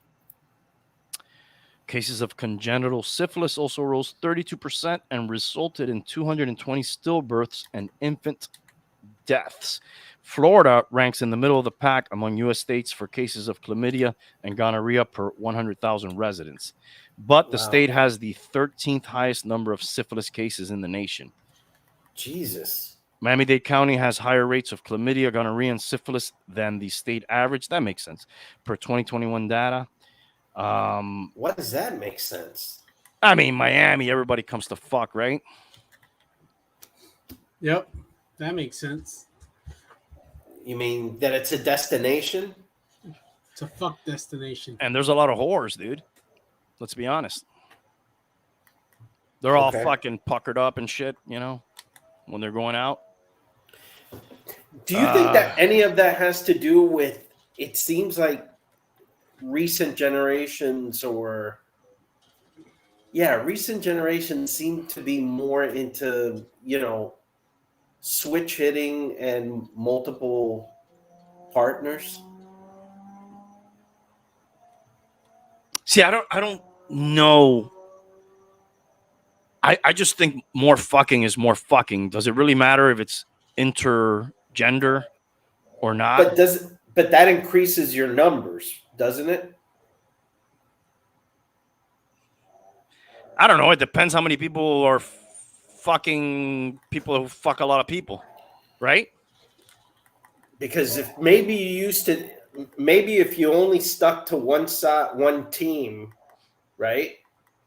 You'd have X, but once you switch between teams, you double your efforts.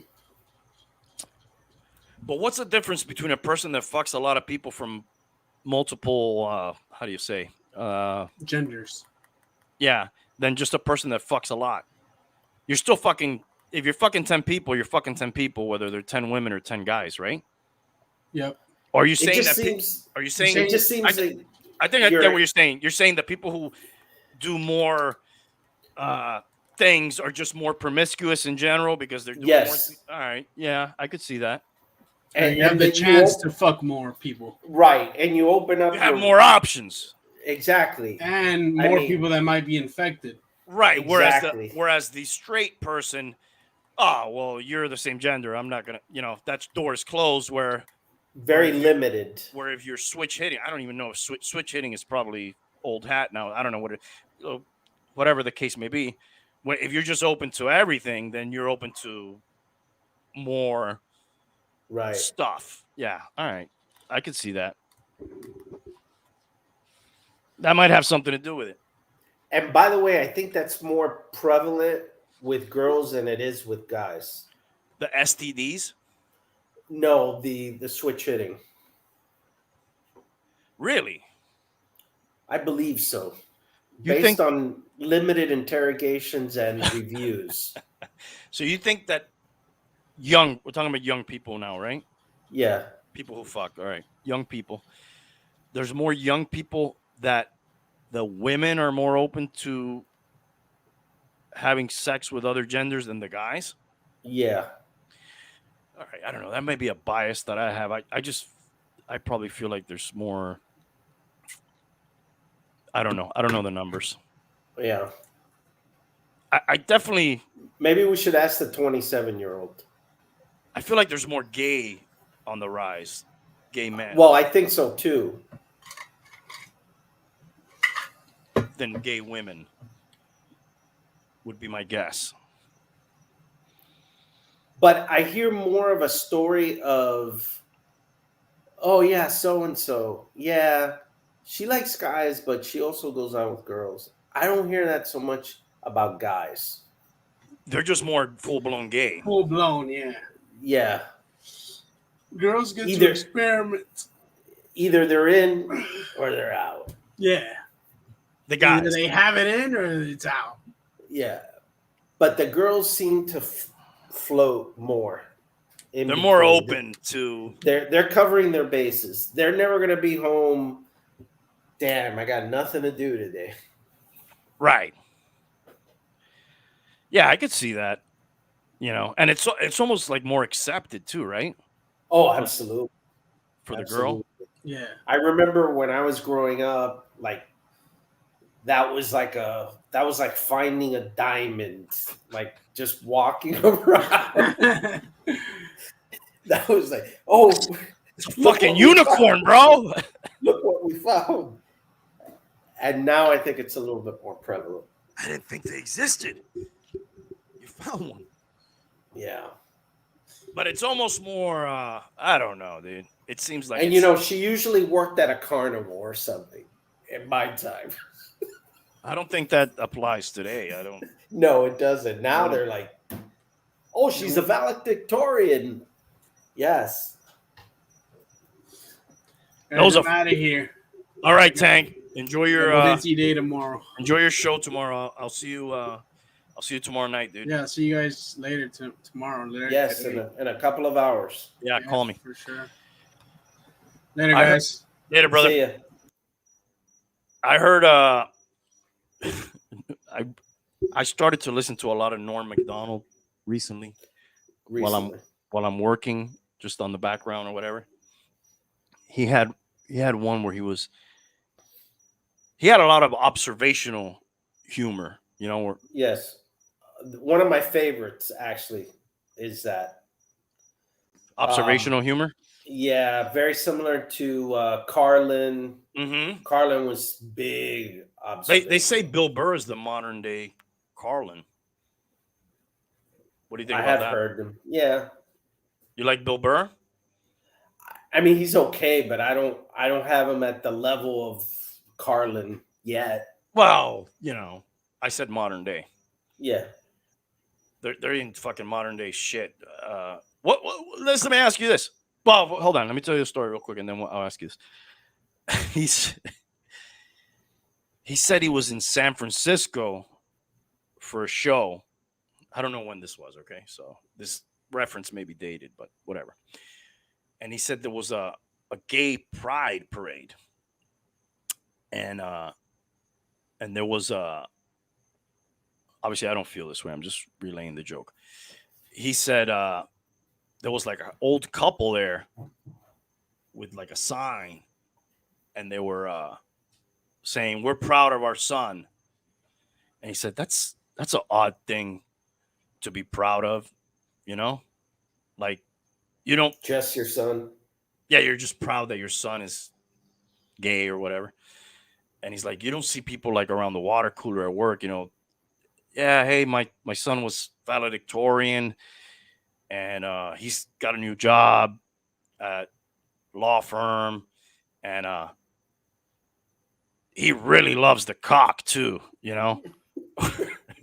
Matter of fact, I got a picture of him here sucking a guy out. It's like a weird thing to be to be celebrating. Yeah, to be like, it's not like an achievement. It's not like you did something.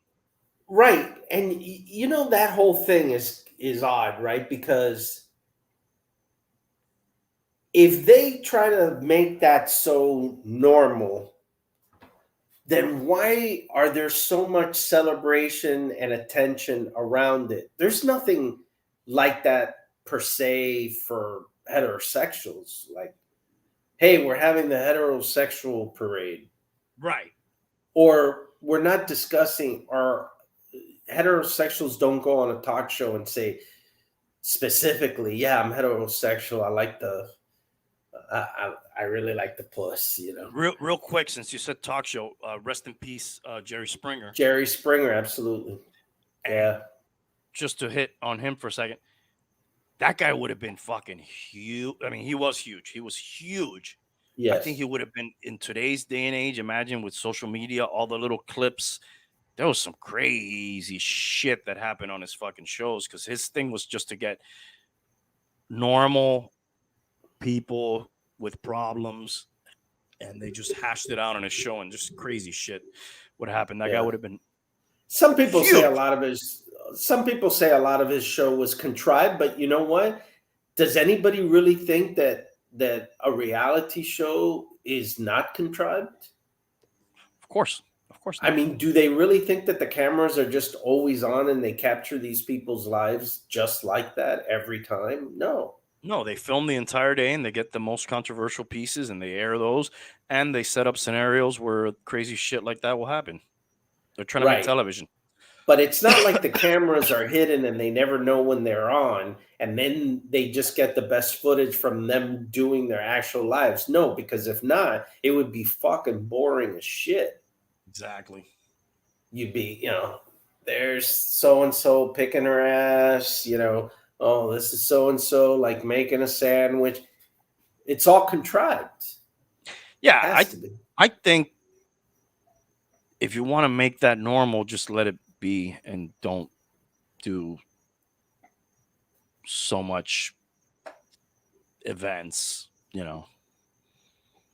Right. Why do they have to call out to that? Like, when do you call out specifically?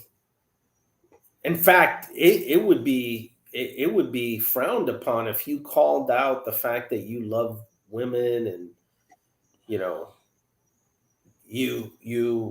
are heterosexual to a certain extent, but the opposite is not necessarily like true. that really is probably nobody's business.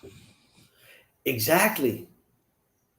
Precisely. Hey man, whatever. Yeah, that's whatever you want to do, bro. Yeah. Or ma'am, or whatever. Hey, I'm not standing on the corner. I like poontang. Yeah. Whatever, dude. Exactly. Why is that? I don't know. Yeah. I don't know. I also don't know why, there's all the letters of the alphabet attached to it. Like LGBTQ. I don't know if they've had any more. Like, why? We don't have, Hispanic, Jew, Mexican, Cuban, Haitian. Like, why are they? There must be groups that are lumped in there that are like, I don't really care for this other group too much, or I don't, why are we all in this same group? Why? There has to be people there that probably reject that notion too. Like, whatever, dude. I'm just me, man. I'm not That's none of anybody's business. That's just a Yeah. personal decision. Yeah, it's. Yeah, I don't think we could have a lot more of this conversation without being blocked or. Yeah, absolutely. Let's move on. Football note. This is from last week, but I forgot to mention it. DeMar Hamlin got cleared to play football. He sure did. You know, I wanted to ask you on football news. So Lamar Jackson finally got a contract. Mm-hmm. Isn't that weird how that whole thing transpired? Yes. He ended up getting, the way that the Baltimore Ravens were playing it, and maybe they just fooled all of us, right? Mm-hmm. Was that, hey, you know what? This guy, the way that he is a quarterback, the way he gets injured, the way he plays, those things put together doesn't seem like something we want to spend a lot of money on. There's concerns. He's also representing himself. So you have all these potential red flags, right? Mm-hmm. They end up making him the highest paid quarterback. Is that what it ended up being? It did. I believe so. So he surpassed I Jalen Hurts? He did surpass, I believe, Jalen Hurts. He did not surpass the guaranteed money that Deshaun Watson got. I don't think even Jalen Hurts did that. Which all those guys surpassed Mahomes. I think so. Because you remember when Mahomes got his deal, which was $500 million for 10 years or something like that? We were all like, holy shit. And then some experts said that's going to end up looking like a real good deal a few years from now. And is there any doubt that Mahomes is the best quarterback in the NFL right now? Not for me. So if he's just the fourth highest paid quarterback, that's already a good deal for Kansas City. Absolutely. So, but wait a minute. Mahomes got $500 million? that's what I thought it was. You can fact check me on that. I'm not. But 100%. didn't Jalen Hurts get like 250? For how many years though? Yeah, I guess that's the thing. Yeah, I think Mahomes was 10 years, $500 million. Yeah, I don't think these guys are 10 years. Yeah. Alec Baldwin got cleared. Yeah, and they're resuming production on that damn film, Rust. Yes. Which they made her widower executive producer of. Yes. Isn't that weird? That has to be a money thing, obviously, only, right? How do you mean? Isn't the executive producer just somebody who puts or gets money from the film? No, they have content management of the production. I thought executive producer was just money. They're not like a director. They're not like a... No.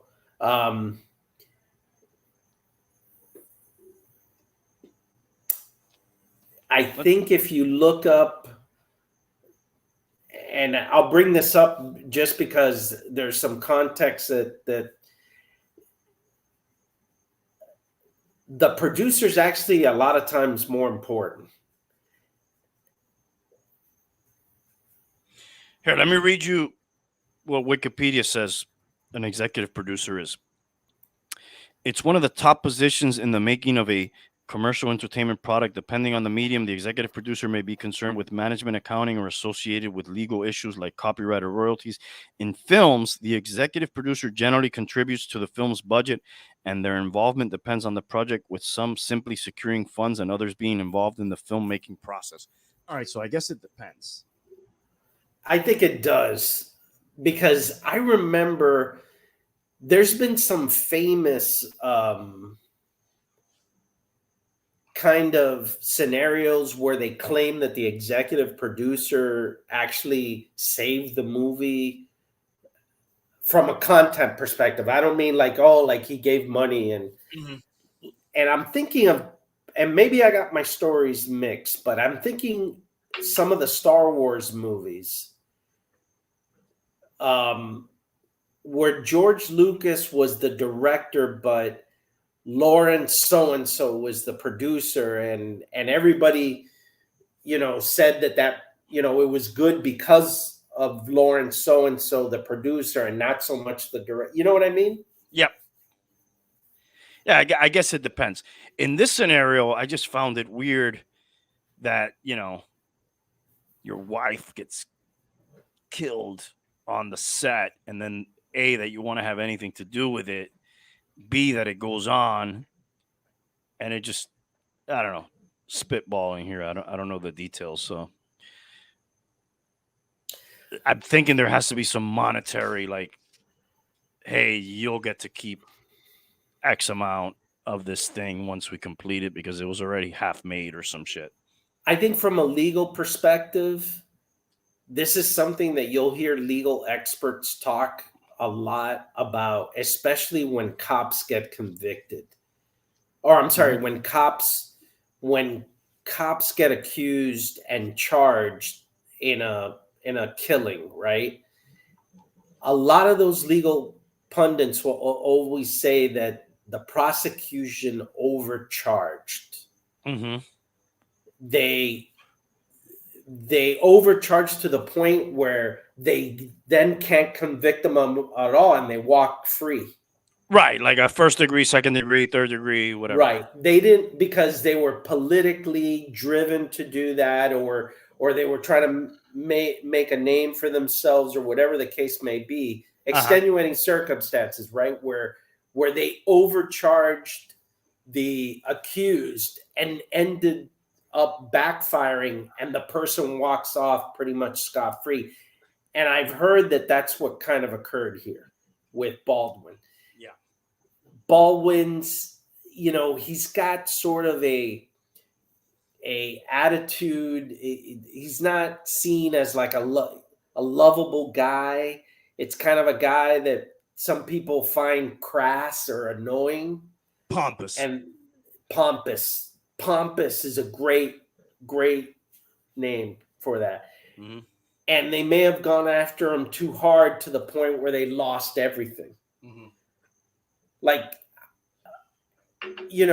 let's face it, the guy is not the armorer. If I didn't know this until I read it, but they have an armorer on set who's responsible for the weapons and all that. I mean, he doesn't. That was like a novice, from what I remember. Yes, that's probably the one that's going to take the consequence of this more than anybody, and probably rightfully so. I mean, if your job is to make sure that guns don't kill people because you set them up correctly, and they do, that's fucked up. Yeah, but bro. Brandon Lee. Yeah, but they may have overcharged to him because he was a star, because he was an asshole, whatever the case might be. Because he wouldn't stop fucking talking. And then there's the other piece of that, and then like they fall flat on their face, and that's definitely an element here, right? Mm-hmm. But it is surprising that somebody doesn't say, you know what, there's like bad mojo in this thing. Fuck it. Let's scrap it. But you know what? You think about like The Crow. They never did that. I mean, that movie went on. I don't know what the timing was of his death, but I guess there has been other deaths in movies, and they push on. Yeah. There's money left to be made. Yeah, there's precedents in there that, okay, well, we've already invested a certain amount of money. We're not just going to throw it away. I'm guessing that movie's going to kill. Could. Literally. No pun intended. No pun intended. I'm guessing everybody's going to want to watch that movie. Not that many Westerns. Already a lot of media attention around the movie. I'm guessing, hopefully it's a good movie, but I have to say, I find him out of character in a Western. Wouldn't you? Dude, I see that guy and I see him impersonating Trump. Is what I I, see. dude, I see that guy and he's Glenn Excuse me. Gary. Excuse me. He's the cat. To me, he's Glenn Gary, Glenn Ross, that character. That's that guy in real life. He wasn't acting. Yes, I think Put that's that guy. Coffee down. Coffee's for closers. I see that guy like that in his like all the time, and I see him in roles like that. Always in some type of suit or a jacket. Mhm. You know, I don't see him as a scruffy Western, dirty, dusty guy. No, he would have to put on some real fucking acting chops to fucking pull that off. I agree. Yes. Yeah, he would Because have. I see him the quintessential New York. You know, that's why I think he does Trump good. Yeah, because he's probably not too far off from No. the attitude. Maybe their political, Yeah, the things are- political standing, definitely not. but the attitudes are probably very similar. Excuse me, yeah. the people of Puerto Rico. Puerto Rico. Yeah, I see it like that. 100%. Has the gas situation eased up in your area? It was a little worse when all that happened. It was more worse east of me, and my immediate area really never got bad. And quite frankly, because I drive once a week typically to work only, it didn't affect me. And But it's fine now. You can go get gas everywhere now. Oh, yeah. What's gas going for in your area right now? Just real quick, Alec Baldwin, where he's from? Is he Canadian? Amityville, New York. Oh, okay. A New Yorker. Mm-hmm. Sorry. I was asking what gas is. Do you know what gas is in your area right now? It was high or higher. I think I saw it at $3.79. At the high point or now? Maybe a week ago. Oh, wow. It's got to be under $3.50 now, I would imagine. What is it in your area? I think it's around, like $3.60, maybe $3.50, something like that. But I haven't pumped. I don't drive that much, so it didn't really affect me that much. Back to comedy for a second. Did you ever care for Dennis Miller? Not particularly. I got his comedy. It's like highbrow, right? I guess you could say that. Yeah. I listen. I just didn't see it fitting into football. Yeah, that's what I was going to end up there, because I remember thinking that it was a catastrophe when they put him in the Monday night booth, and that it just didn't translate well. And I ended up kind of hating the guy. I think because I probably liked the booth before him, and which I don't remember exactly who it was just before him. I feel like that was the beginning of the experimental stage on Monday Night Football, where they experimented with a lot of shit. I could be wrong. They may have started experimenting before that, but no, I think that was the start. At least that I could, or at least to me, that's my delineation point of the experimentation. First time they start throwing some curveballs at us. I remember Tony Kornheiser in there. Yeah, but he was a football guy at least. He was in the sports world. Yeah, but he's kind of I don't know. I'm not a fan of Kornheiser or Wilbon for that matter. No, I saw them. They're newspaper guys. Yeah, which they're probably really good at that. Right. They were newspaper guys that had TV shows. Yeah. So, yes, to your point, they were closer to sports than Dennis Miller, but still, I don't think belong. Yeah, not it or color or anything. Right. But the reason I ask is I told you I started listening to Norm Macdonald. They were really good friends. I think they worked together on Saturday Night Live and on other stuff. And I found him funnier than I remember from back in the day. You know, I maybe I got more of his stuff. You know, I'm older now than I did at that time. Dennis But Miller. yeah, not nearly as funny as Norm Macdonald, or you know who was another one of his boys? Super Dave Osborne. You ever hear that guy stand up? Oh, dude. Funny, dude. People, when I talk about Super Dave Osborne, immediately I get, man, damn, just You're old. damn. Yeah, you're old, man.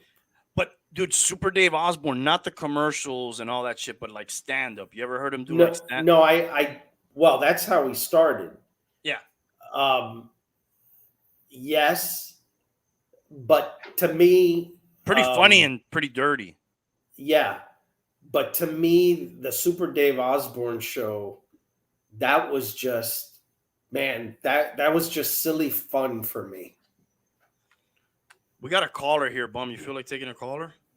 Hasn't that not always worked out well for you?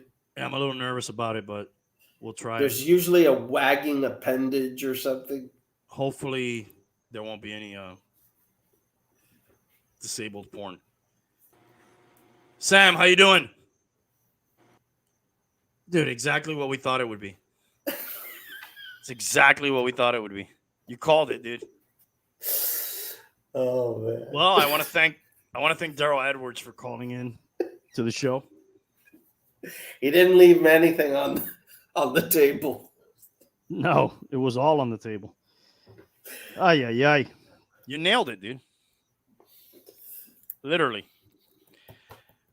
What else do we have? Well, anyway, Super Dave Osborne, pretty funny guy, dude.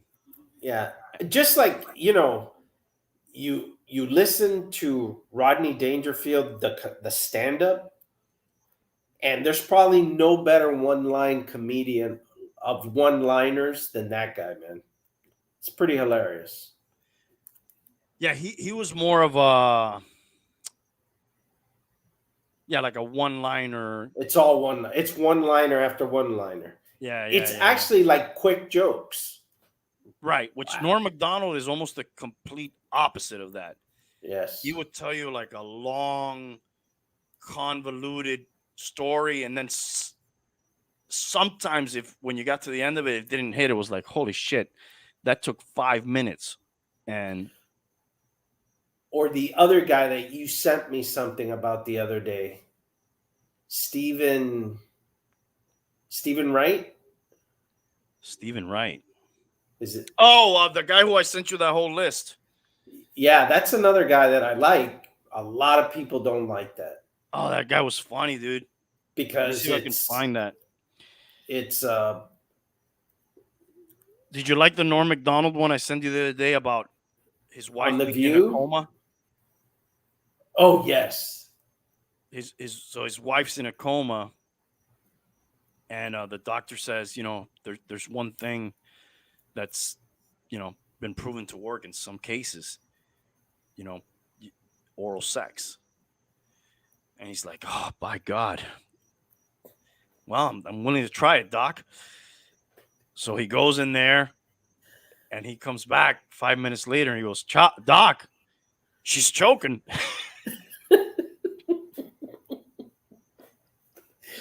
Yeah, that's a good one. These were great. I'm trying to see if I can find when I sent it to you. It was like a long list of Yeah, all of his are those idioms? Or is that what you call those? I don't know, is it? They're like thoughts of things, right? Yeah. I'd kill for a Nobel Peace Prize. Yeah. Or oxymorons or ironic. Yeah. Borrow money from pessimists. They don't expect it back. Yeah.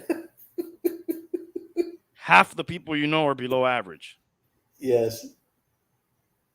99% of lawyers give the rest a bad name. 82.7% of all statistics are made up on the spot. A conscience is what hurts when all your other parts feel so good. Clear conscience is usually a sign of a bad memory. There's a ton of them. To steal ideas from one person is plagiarism. To steal from many is research. And that they're true. All of these are true. The problem with the gene pool is that there's no lifeguard.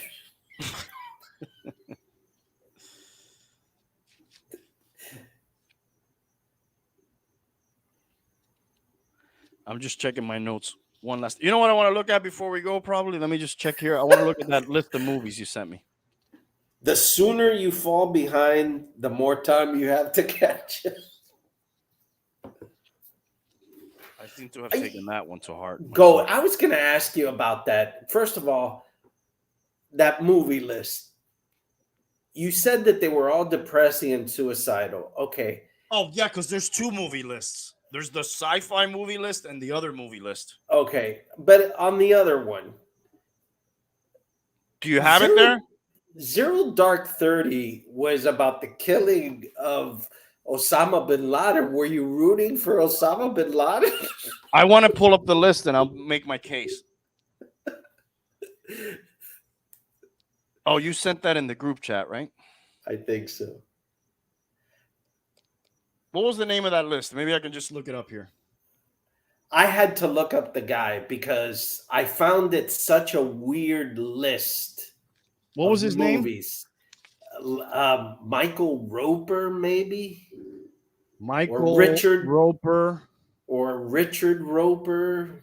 Best movie every year. Is that what it was? Something like that? No, I think he said the 10 best movies ever or something. But I thought it was like every year he took a movie. Maybe so. Let me see if I can find it. This guy's pretty famous because he became remember Siskel and Ebert? This became Ebert and Roper. Yes, that's why I'm saying like this guy is very respected. I think the list was like the best movie of every year, the last 10 years. I don't know. Or something like that. Because some of the movies were going back. No. This is the 10 greatest movies of all time, according to Richard Roper. Oh, can't be, dude. Is that what I should look up? Roper. Roper is spelled Roeper. Roper, best 10 movies of all time. Oh, and then in the article, when you open it up, it says the best movie of each of the past decade, according to Richard Roper. Okay, so I have here Collider, 10 greatest movies all time, according to Richard Roper. Yes. And this article's from 5 days ago. Let's go with that. Let's see what this is. And then in the article says 10 best movie of each year of the past decade, according to Richard Roper. Wow, that doesn't roll off the tongue easy, does it? No, so I guess he's giving you the best movie each year for the last 10 years. I guess so. And for some reason, there's 11 of them, which also doesn't make sense. So, Zero Dark 30 is number 11. Okay, yes, I want Osama bin Laden to be dead, but still, it's a movie about a guy, not a nice guy. That blows up a terrorist. Okay. Yeah, I mean, so you want movies that have good character, like nice people in it. Is this a feel-good movie? Is what I'm saying. I don't think there's any feel-good movies in this. Well, that's your point. That's the point I'm making. Yeah. That this man should be on suicide watch that made this list. Let's continue here. Let's go down. If my internet will help me. What's number 10 on this list? I seem to be having internet issues. Should I help here just with a... I'm trying to find number 10. Number 10 may be American Hustle. Number 10 is American Hustle. I mean, it has to do with. I mean, this is just. I didn't think this movie was bad. I wouldn't say it's the greatest in the last 10 years, though. Yeah, it was not a bad movie. I look at this as kind of one of those retro movies. I like when they do retro movies. It's sort of Quentin Tarantino-esque whenever you go back to me, to Yeah, the it is 10 years ago 70s or already. 80s. That's surprising, right? 10 years ago, this movie? Yeah. It's got a great cast. Mm. I mean, everybody on here is solid. Christian Bale, Amy Adams, Yep. Jennifer Lawrence, Bradley Cooper. Not a I've never feel-good heard movie of this. either, though. I've never heard of this movie. No, me either. But it doesn't sound fun. But Patricia Coming of Arquette, age drama, grows up in Texas with his divorced parents. Patricia Arquette and Ethan Hawke, pretty good. Oh, yeah. No, I'm not complaining about the actors. Room, 2015. Also, I've never seen this. Never seen it. But it has to deal with a 24-year-old person who has been imprisoned for 7 years, and their 5-year-old kid was born while she was imprisoned. So, like, it's a tragedy, right? I mean, it says it right here. Room is not an easy film to digest, according to Roper. Yeah. But it's the most impressive piece of filmmaking you've seen in 2015. Manchester by the Sea. This Now, one. I like this movie. Oh my God! But what a tragedy, dude.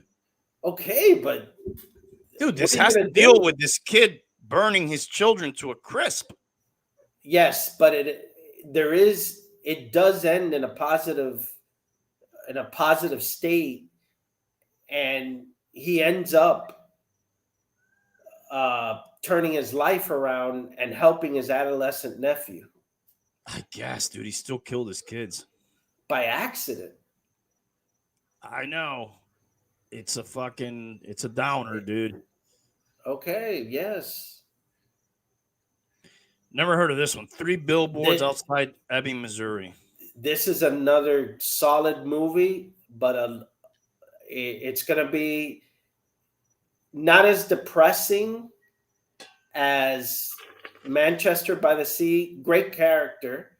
Francis McDormand's not as depressing, but what I see here is somebody's lamenting the 7-month-old rape and murder of their teenage daughter. Right. And what she does is she puts these billboards to shame basically the town and the sheriff. And the sheriff is played by Woody Harrelson. Oh, wow. I like Woody Harrelson. Yeah, me too. He's in the marijuana game and real close buddies with Willie Nelson. Well, he's real close buddies with what's this guy, dude? He's a lefty, but he's not so hardcore. He even calls them out. He's a liberal, really, is what he is. Bill Maher. Bill Maher, yeah. That's his boy. They're in the weed business together. Well, dude, things have gotten so much to one direction that even the Bill Mayers of the world are like sounding conservative. Yeah. Anyways, this is a very good movie. Sam Rockwell. Great actor. You know who he is, right? Yeah, of course. Yeah. Okay. Sam Rockwell was in The Green Mile, right? Yes. You sweet on Wild Bill? Oh, yeah. And but it doesn't sound fun.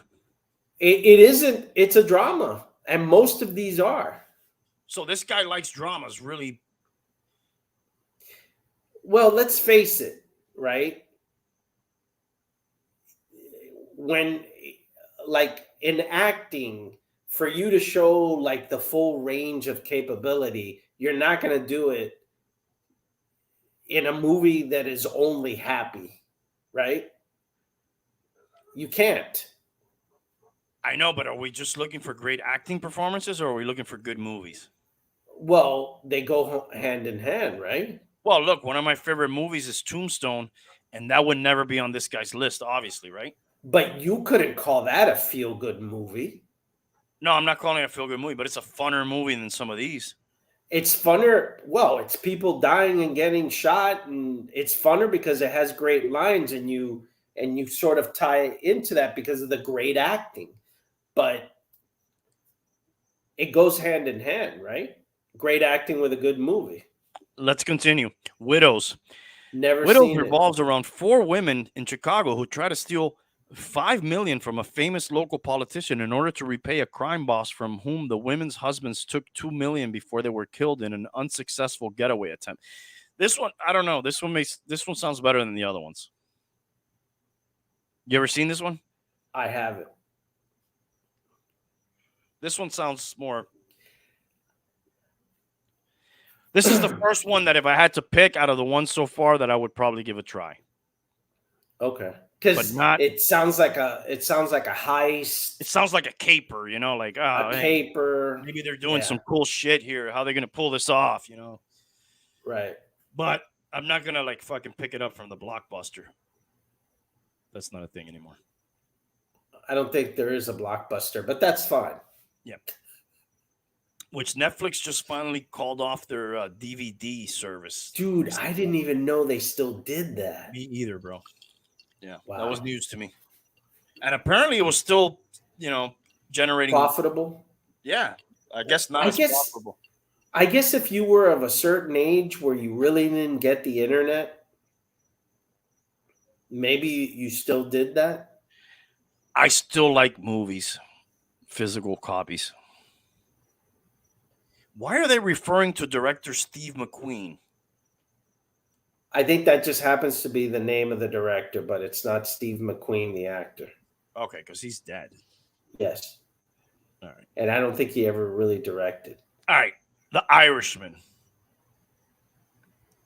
I couldn't get through this thing, bro. It's a mob movie. But you liked it? I was underwhelmed by it. Put it this way. I don't think it's a bad movie, but man, after all the talk up and the people... It was too much hype, right? After all the hype and the people that it has, because it clearly has good actors, I was expecting a lot more. Underwhelmed. And I was underwhelmed. Yeah.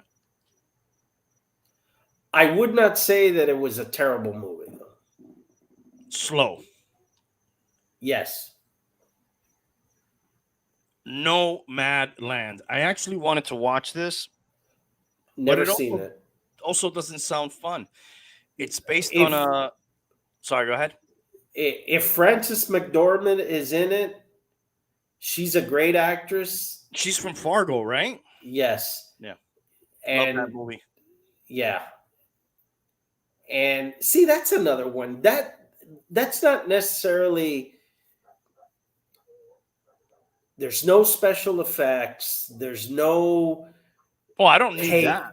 There's no massive caper. I mean, there's a little caper, but not that much. It's actually very... most people that watch that movie will say, that was incredibly boring. There's nothing happening. Fargo? Yeah. But that's my cup of tea. That kind of shit. Yeah. I guess there's different strokes for different folks. I'll tell you something when we're done with this list that I came to a realization. Dude. She sets out a journey through the United West while residing in a van after losing everything in the Great Recession. Yes, she is very hardcore. A lot of her movies are super deep dramas. There's not a lot of feel-good movies in her. So what I'm saying is the author here has a problem, dude. I don't know if he has a problem. He's definitely focusing on dramas. But he didn't say the top 10 dramas that'll make... Actually, this next one isn't a drama. Belfast, 2021. Never seen it. I think this is like a pseudo-musical, isn't it? Let's see. Belfast follows a working-class Ulster Protestant family's lives during the Troubles in Belfast, Northern Ireland, from the viewpoint of their 9-year-old son, Buddy. While Buddy's mother, Ma, older brother, Will, and his paternal grandparents reside in Belfast, Buddy's father, Pa, works abroad in England. Roper highly spoke of the feature, claiming this is the best movie I've seen so far in 2021, and Belfast is unabashedly sentimental. Director Kenneth Branagh creates a beautifully poetic ode to his city and childhood, which could have easily become another tale about the Troubles. Yet it's just a little part of his joyful, humorous, and impactful nostalgia. Do you know what the Troubles are? No, what are the Troubles? The Troubles is the time referenced between the battles between the Irish and the English. So it's the Irish Catholics versus the English Protestants, and there was a whole battle. I don't know if you ever heard the IRA, the Irish Republican, I think, Army. Yeah, what era is this? It's 60s. The Troubles, I think, ran definitely at their height from the late 50s, maybe into the 80s, when they did like a peace treaty. Do you remember this movie starring Brad Pitt And Harrison Ford? Yeah, does it have anything to do with what you're talking about? It has some relation. Yes. I can't remember the name of the movie. The evil Within the devil's own. Yes, something like that. But I think this is a pseudo musical. Could you hit this thing here? This right here? Yeah. Yeah. Well, that's fucking 2 strikes for me, dude. I don't like fucking musicals. Okay, so you switched it up. Now he gave you something that was a little bit happy, and he gave me something I quite possibly like less than these fucking vein cutting inducing movies, which is a musical. And this one, the one he ranked, which appears number 1, but I guess it's just number 1 because it's 2022 and we're just counting down the years, so it's just an odd list. You know, every list is a year, so like no matter where, 2019 is number 4, and then 2020 is number 3, and it's just an order of movie. This sounds like the absolute one that you walk away feeling. The only good thing about this movie is like, thank God this is not me, right? That's the only thing you can say at the end, right? So maybe it is a feel-good movie because you're like, holy shit, at least I'm not that guy.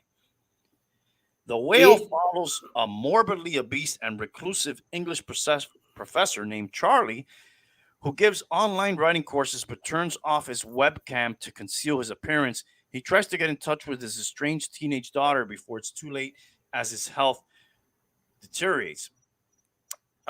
Despite all the controversy surrounding the movie and the casting decision, Roper nevertheless named it the best movie of 2022 and gratefully points out that Fraser now delivers the finest work of his career. Roper also adds that thanks to director Darren Aronofsky, the fluid cinematography by Matthew Libatique, and the exquisite product design, the film never feels static or stagey. Did you see this movie? I have not. This guy like turns gay and his wife leaves him, and then his lover dies or something like that, and then like he loses his daughter. I think that when you describe vein cutting inducing, I think this movie probably fits that bill the best out of all of them. I think it fits your definition of suicide, vein cutting. I think this one fits that, definitely. Yeah. But I'm going to try to watch these movies. I really am. Oh, God, you're a masochist, dude. And, the other day I was, Saturday, we were at Susie's house because she was doing something it was Titi's birthday, and Crystal graduated from her first 2 years of college. And we were watching the Heat game, and it's funny because somehow Manny brought up the fact or asked Nick and I if we watched The Mandalorian and some of the Disney stuff, and he absolutely freaked out when we said that we didn't and we thought that it all sucked. He was just devastated. And then he kept naming progressively worse things that we don't watch or like. And Are you after and Nikki that, pretty much in unison in a lot of the film you like and dislike. well, I think when it comes now to and this is what I was going to tell you, that we're not necessarily lockstep and barrel. I think maybe when it comes to Star Wars, maybe, but after that conversation and after watching this list, looking through this list, I realized that my biggest problem now when it comes to new movies is I really I am really turned off at this point by franchises. Is what I realized. So it's not so much a Star Wars thing. It's not so much. It's really franchises. And when I see part 35 of something, I'm I'm I'm looking at it with a crooked eye. I'm saying, you know what? I'm probably not going to watch that. Avengers Part 50.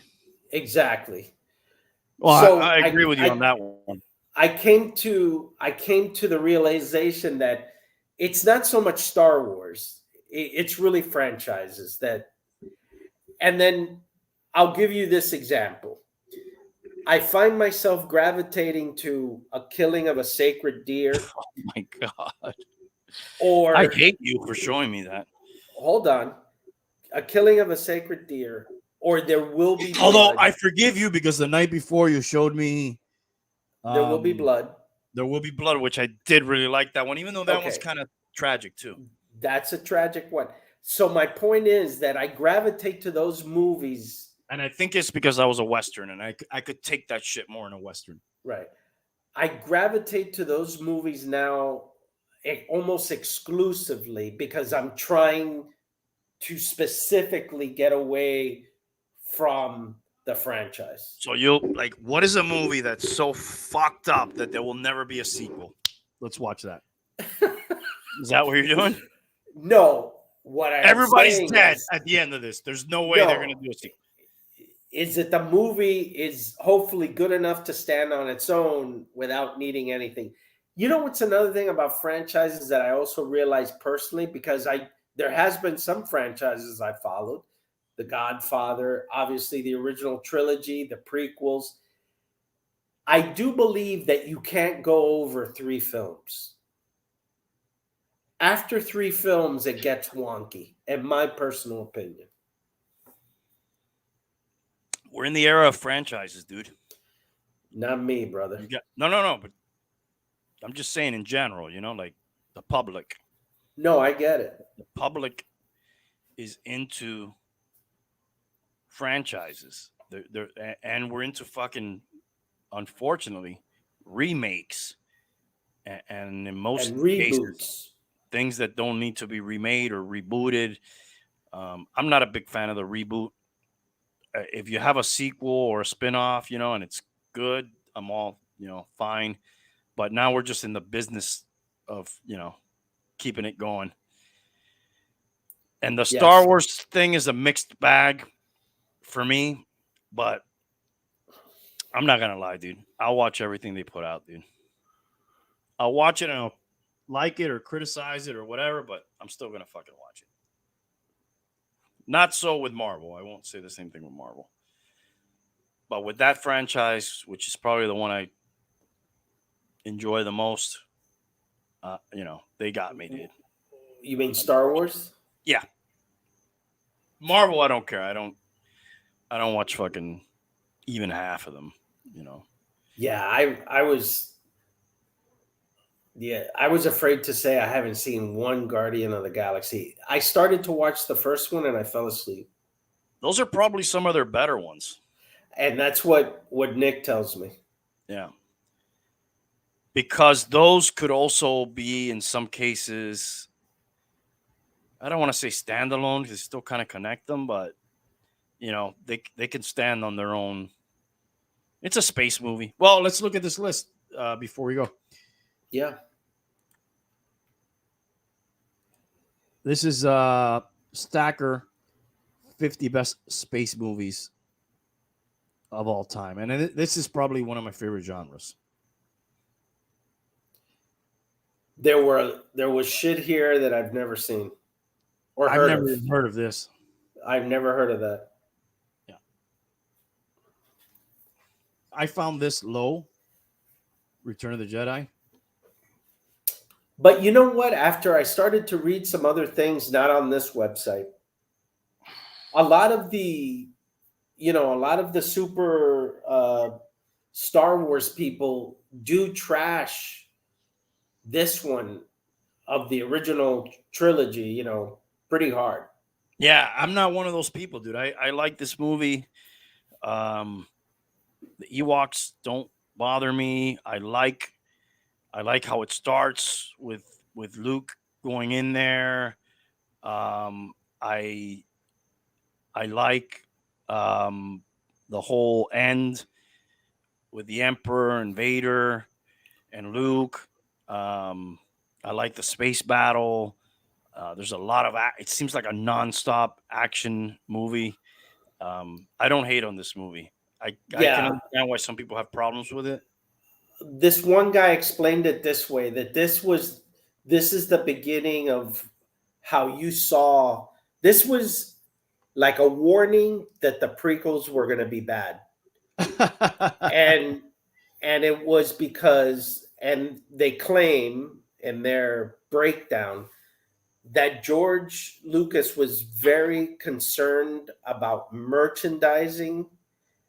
That's why he put in the Ewoks instead of what a lot of people around him wanted him to do, which was to make,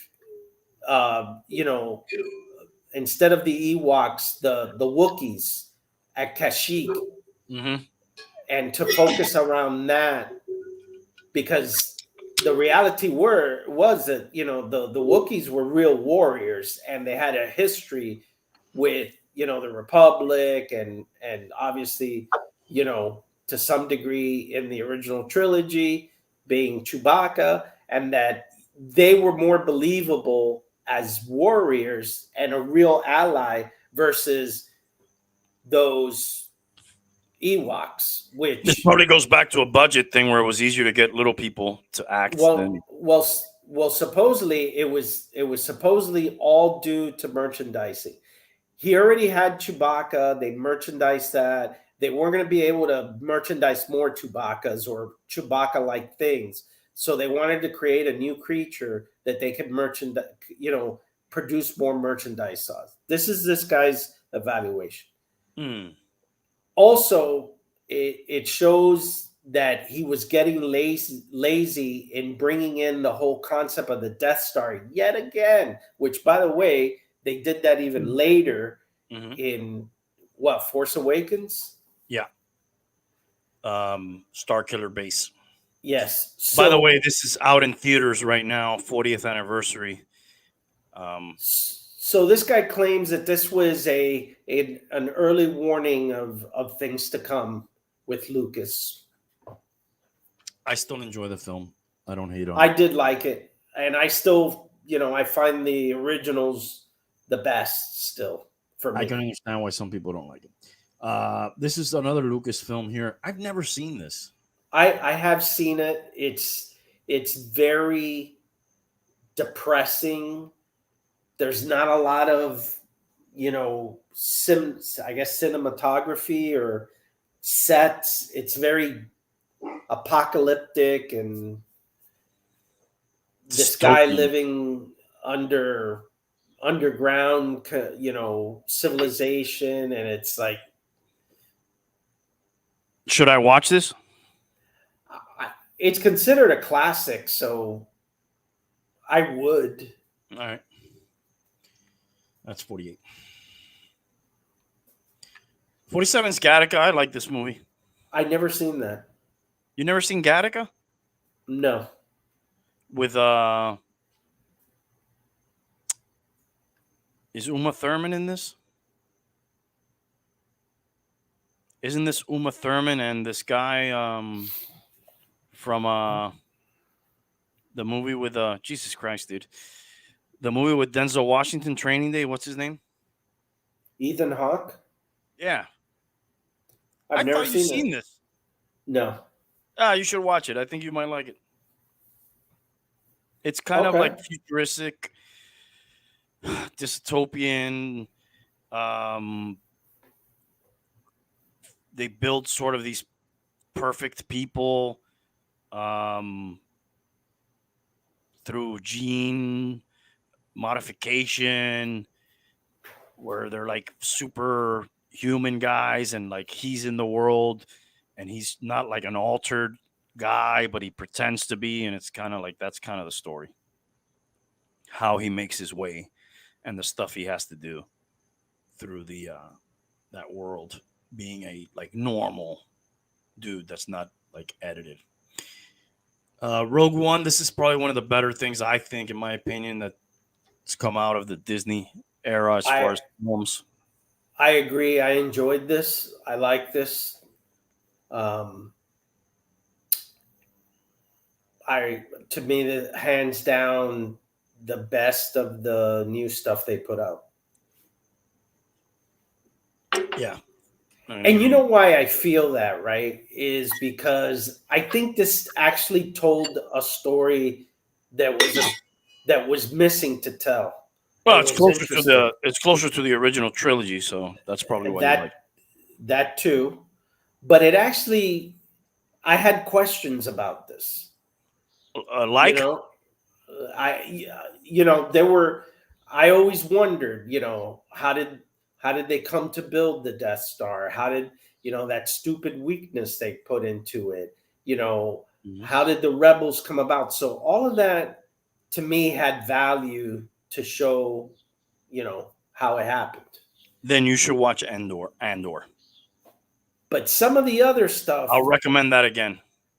seems like, okay, like I don't need to know about that, or I never cared about knowing that. You know what I mean? Well, what happened with the sequels is that they didn't go with Lucas's vision. They went another way. Yes. And I watched Force Awakens recently with Bruno. That's probably the best one of those three new ones, not counting this, of course. But those got progressively worse. Yes. And supposedly the reason they didn't go with George Lucas's vision is because they were concerned that going with the vision would produce the prequels that nobody liked. All right. So next we have one of these Guardian movies. You haven't seen this. I've seen these. These are fun space movies. A lot of one-liners and 80s nostalgia.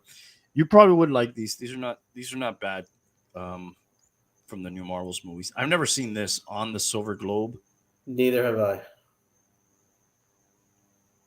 I don't even know who this guy is. Galaxy Quest, another one I haven't seen here.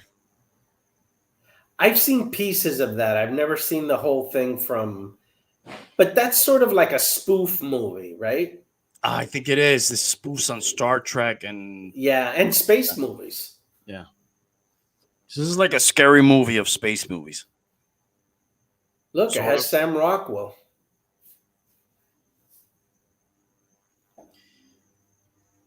See, I don't. This is where I start to lose respect for this movie, this list, because they have Revenge of the Sith above Return of the Jedi, which I have never heard any Star Wars fan that I know put anything above any of the prequels in the Star Wars rankings. I do tell you that if I was to tell somebody like what to watch of Star Wars, I would tell them to watch. I would start with this movie, Revenge of the Sith, Rogue One, and then the original prequels. Yes, but you would never tell anybody that this, if you could only watch 3 movies, that you would watch anything outside the original prequels. No. That's why I don't like this list. Although I agree that this is the best of the prequels, I don't think it's above any of the original trilogy. Con! I like that one. Yeah. Probably the best of the Star Trek movies, yeah. And it's the only movie that's a sequel to a TV show episode That's correct. that I know of, at least. I know we get a lot of movies based on shows later, but this was like a sequel to that episode. I've never seen this Ad Astra. I saw this and I didn't think it was bad. I thought it was pretty good. And it's the last time I saw Tommy Lee Jones in a movie. Is he dead? No, but I think he's like out of acting. Never seen this. Never seen it. Star Trek Into Darkness, 2013. J.J. Abrams. I never saw the Chris Pine Star Treks. Yeah, I saw this. This was okay. This is the new Star Trek that they did. Right.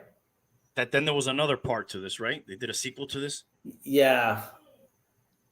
Well, this is not the first one. The first one, I think, was just called Star Trek. Okay. This is the sequel to the first of those new ones.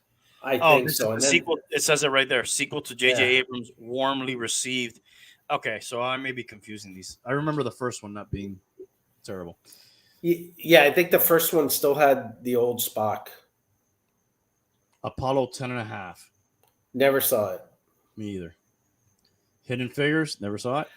I did see that, and this has an element that it would immediately turn you off. Which It is? has Kevin Costner. Oh, dude. Automatic no. I I'm didn't joking. think this. I didn't think this was a bad movie because it told the story that I didn't know about, and it told the story of women. I remember hearing about this movie. Yep. Yeah, the women who were actually mathematicians who helped during the Apollo and the space race. Yeah, this is a government movie to show that it's impossible that we faked the moon landing because we had all these people who knew math working. Actually, the angle is more around, civil rights, and there were these black women and how they were treated, and I think it had more of that edge. I don't think they were trying to make you believe the moon landing was real. Okay, sorry. That's my tinfoil hat coming through. Serenity, Josh Whedon. I've heard this is very good, and I always hear about this show Firefly. And I've seen this movie and I've seen the show. Yeah, these are fun.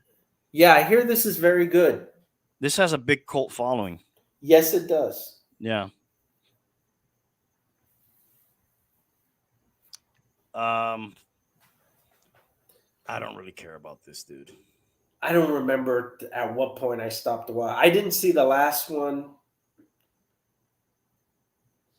I don't know at which point I stopped. Yeah, I don't know. I know there's people who'll fucking kill me for it, but I don't care. Never seen World on a Wire. Nope.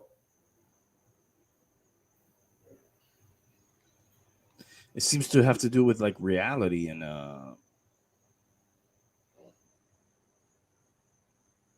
stuff like that. Dude, The Last Jedi, dude. I don't get that at all. And like well ahead of not only the one that I consider to be the better. Could this be just that there's a lack of high-profile space movies to even put on the list? Well, that may be, but don't put it ahead of the one that's probably the best of the sequels and one of the original trilogy. I would agree. Thor Ragnarok was a really good, really fun movie. I don't know if you ever saw that one.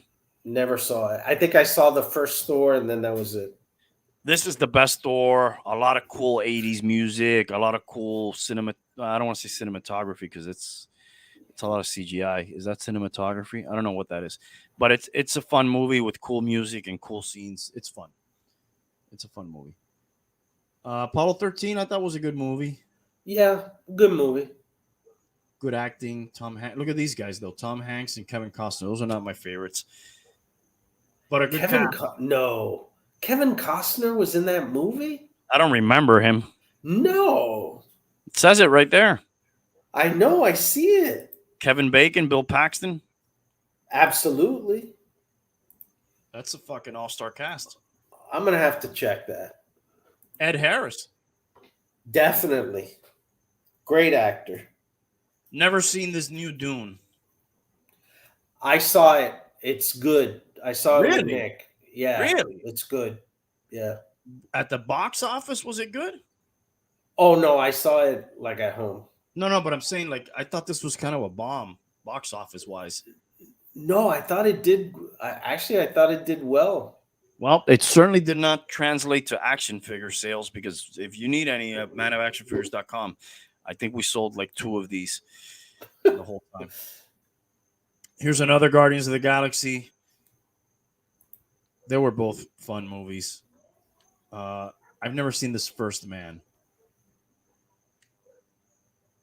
You ever see this one? First Man. No.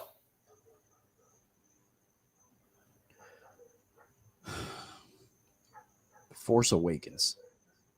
26.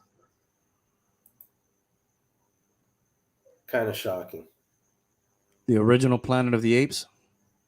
Great movie. Now they're just fucking with us with the Lego movie. That was one of the best twists in all of movie history. How is this a space movie? The Lego movie? I didn't even see that. I mean, this ends up being, from what I remember, Will Ferrell as a collector that has all these Legos in his basement. And he ends up being the villain because he like glues all the Legos so they don't fall apart. And that's like the world that they live in. I don't know how this is a space movie. Dude, when I go to IMDb, I don't see Kevin Costner in Apollo 13, man. I think that's a typo. Really? I mean, I'm not going to argue with you. I don't remember him from that movie. I don't remember him in that movie. And I'm pretty sure you would have said it was a good movie, but it had Kevin Costner in it. If it's a cameo, maybe that's why I didn't say it. Maybe so. It has to be because and briefly where I don't remember. Okay.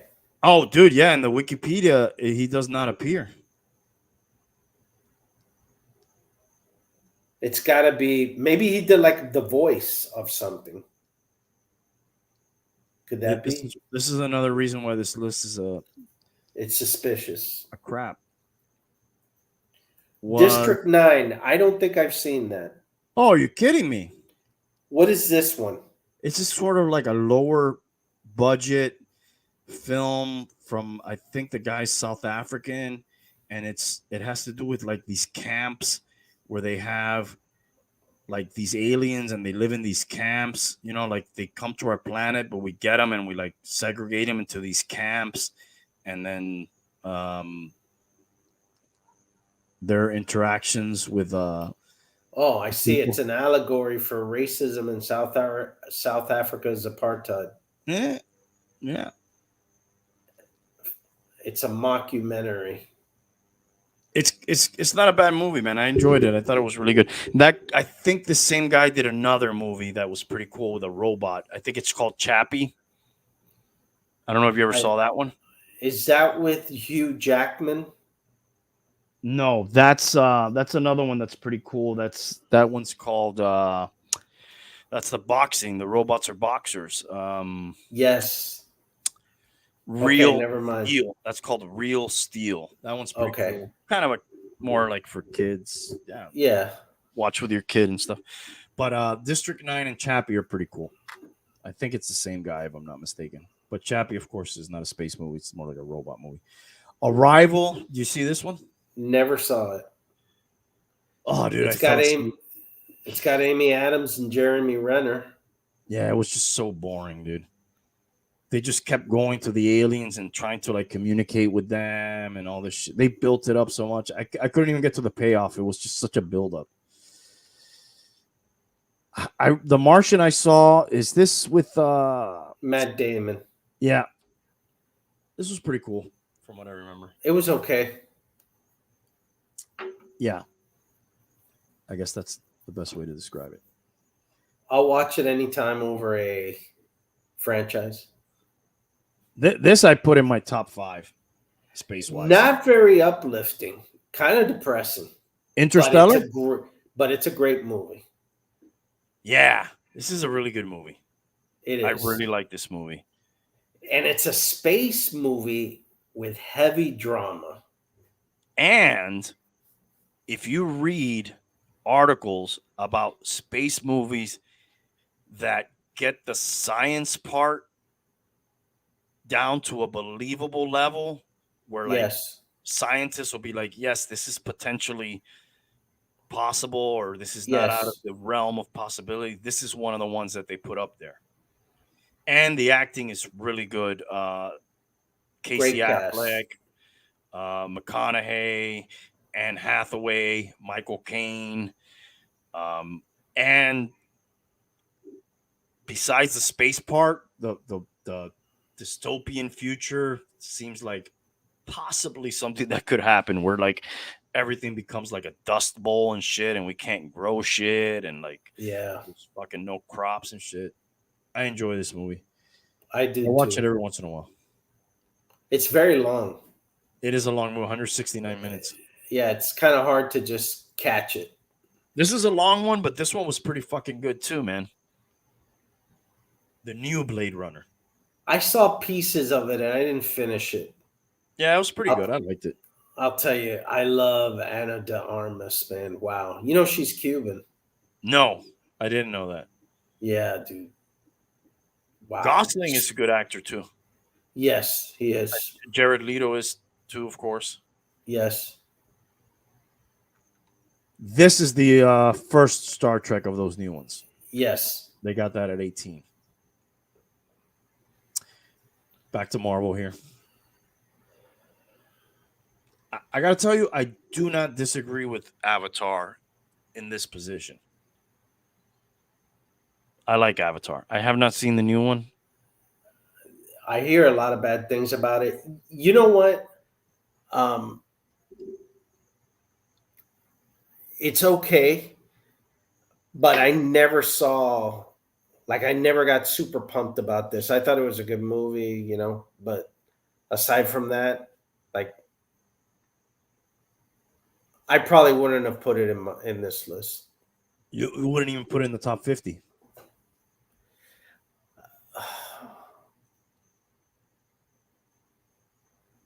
Well, you know what? For every new Star Wars sequel, yeah, I probably would have put this ahead of it. Yes. They say that this is a ripoff of a couple other different movies. Yes. But I liked it. I thought it was interesting. The whole take somebody else's body somehow through technology and the alien world, and us going to exploit it and mine it and kill the natives. It's kind of what we do. Anyways, It is. Seemed believable. I may have put this one higher here, the original Blade Runner. It was Are good. you a fan of this? I did like it. Certainly more when it first came out. At the time, I thought it was really ahead of that, even that time.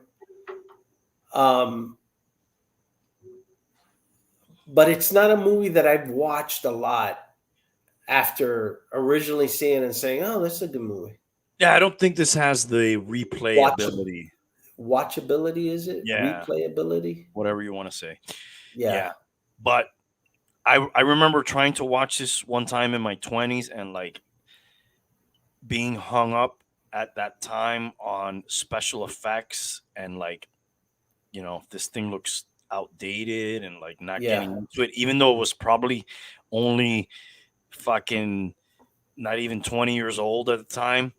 And then later watching it, actually in the last fucking 5 to 10 years probably, and just appreciating the story more without focusing so much on like, hey, this is not, you know, up to date with special effects today. It's a good story, something interesting. The replicants. Yes. Oh, where are we? What's next? Iron Giant. Iron Giant, never saw it.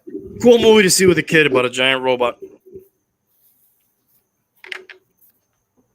Close Encounters of the Third Kind is number 13. Have you ever seen that? I'm trying to think right now if I've seen this. It's okay.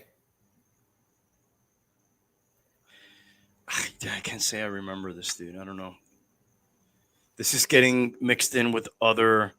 It kind of reminds me of Jaws. Maybe it's because it came out about the same time and it's the same director. What's about a shark killing people? I know it just has so many. It's the same director. It has a lot of the same people in it. So he was using like his stable here.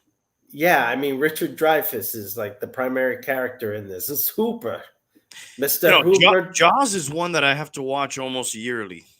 I do. I appreciate that movie. It's very good. Part of my repertoire, and I can't wait till the children can make it through it because I tried to show it to them, and Nina pretended to be sleepy after 5 minutes and left, and Bruno berated me like, "How can you possibly show me this? They're killing people," and he just stormed out, and I ended up watching it by myself.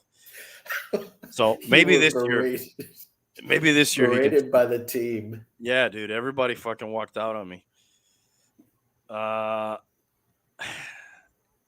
This movie, I understand its significance. I couldn't get through it every time I've tried to watch this movie. You know what? Can you believe that?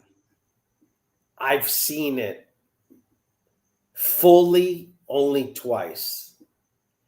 How many times have you attempted to see it? Maybe 4 times. So 50% completion percentage, sort of like Tua. Dude, But I think I'm like 0 for 3 on this thing. I have to tell you in the 2 times that I've watched it, I can't tell you precisely what the ending means or any of that. I pretty much follow part of the thing that nobody really knows that, right? I pretty much follow along the movie as it's happening, and I know what's happening. But the last, 30 minutes of it, somebody dips into the LSD big time, dude. So, like, this is a story of them going somewhere, and then the fucking AI robot takes over the ship and shit, basically? Yeah, well, the whole thing with Hal is a big part of the robot taking over the ship. Yes, that's a big part of it. Mm-hmm. But you know what is so fucking amazing about this movie, dude?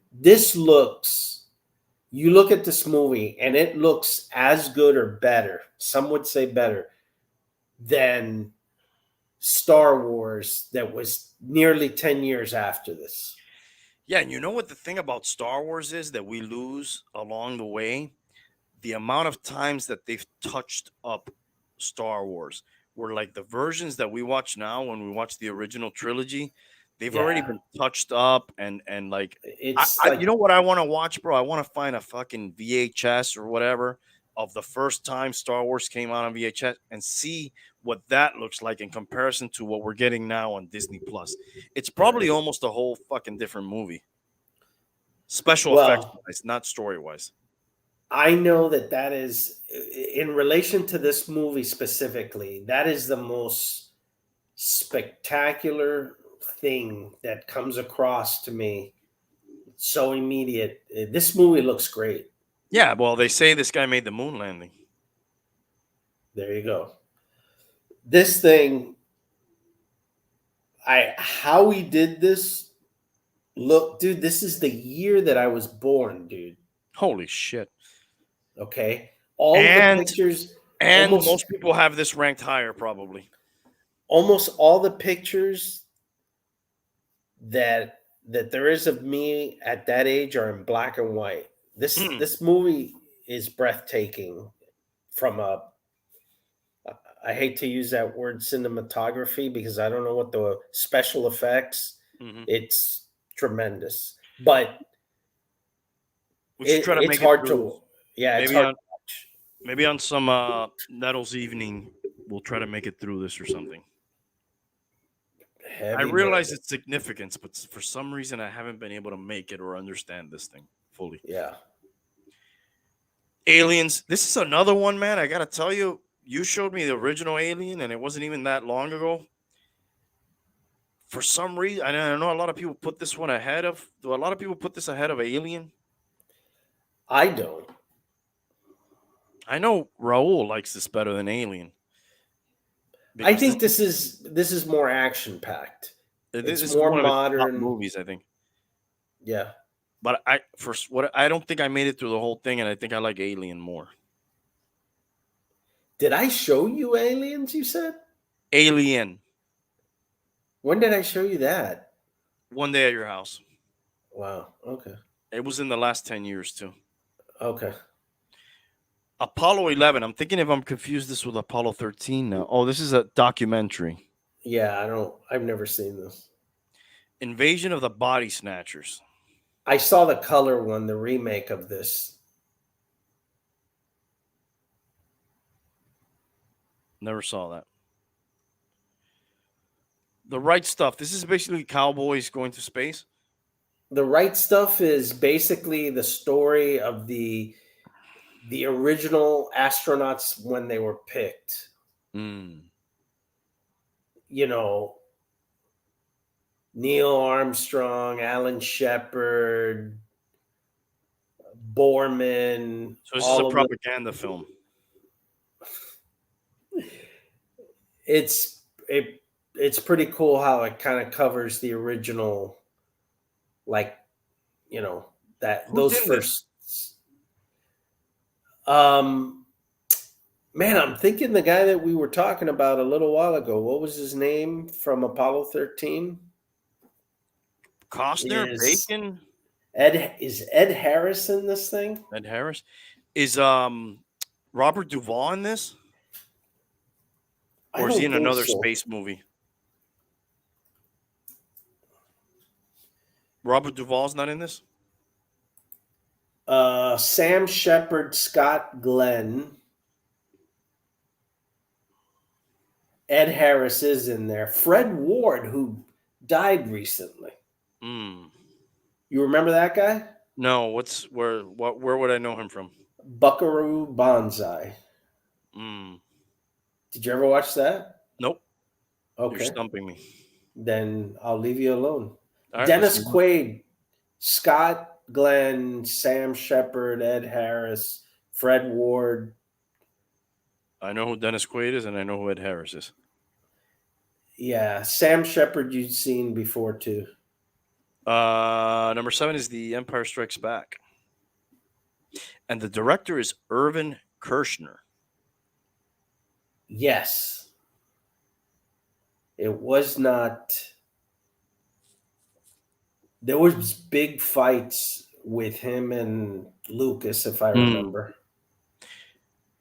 Is this the best prequel movie? Yeah, this is considered. Well, I would think it would be considered probably the best Star Wars movie ever made. Period. This almost seems to me when I watch it like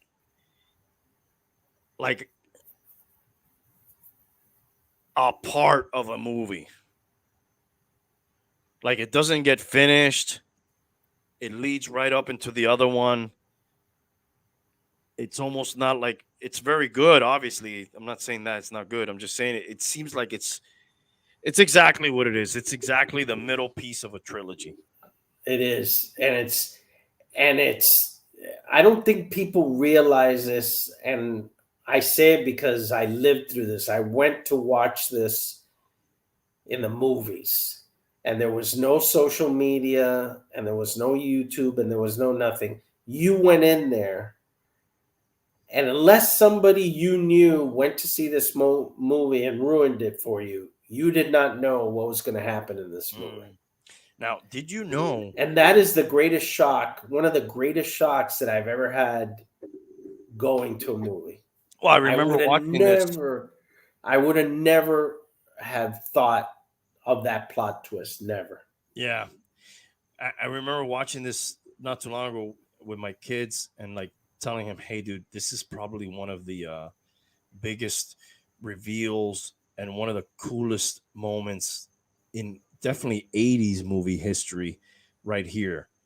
A, Vader facing off against Luke Skywalker, and B, what you find out later, this is some of the coolest fucking shit that the 80s has to offer, and sci-fi in general right here. And it still gives you that feeling when you watch it today. Yeah. I'd probably put it maybe at number 5. But E.T. is a fun one. I got to see what the rest of them are. Well, we got 6, E.T. I mean, I thought that was a good movie. That was a fun movie, but More geared to kids. yeah, I don't know if it transcended, to be just like a great movie all time or anything. Well, you put this on for kids today and they're going to enjoy it still.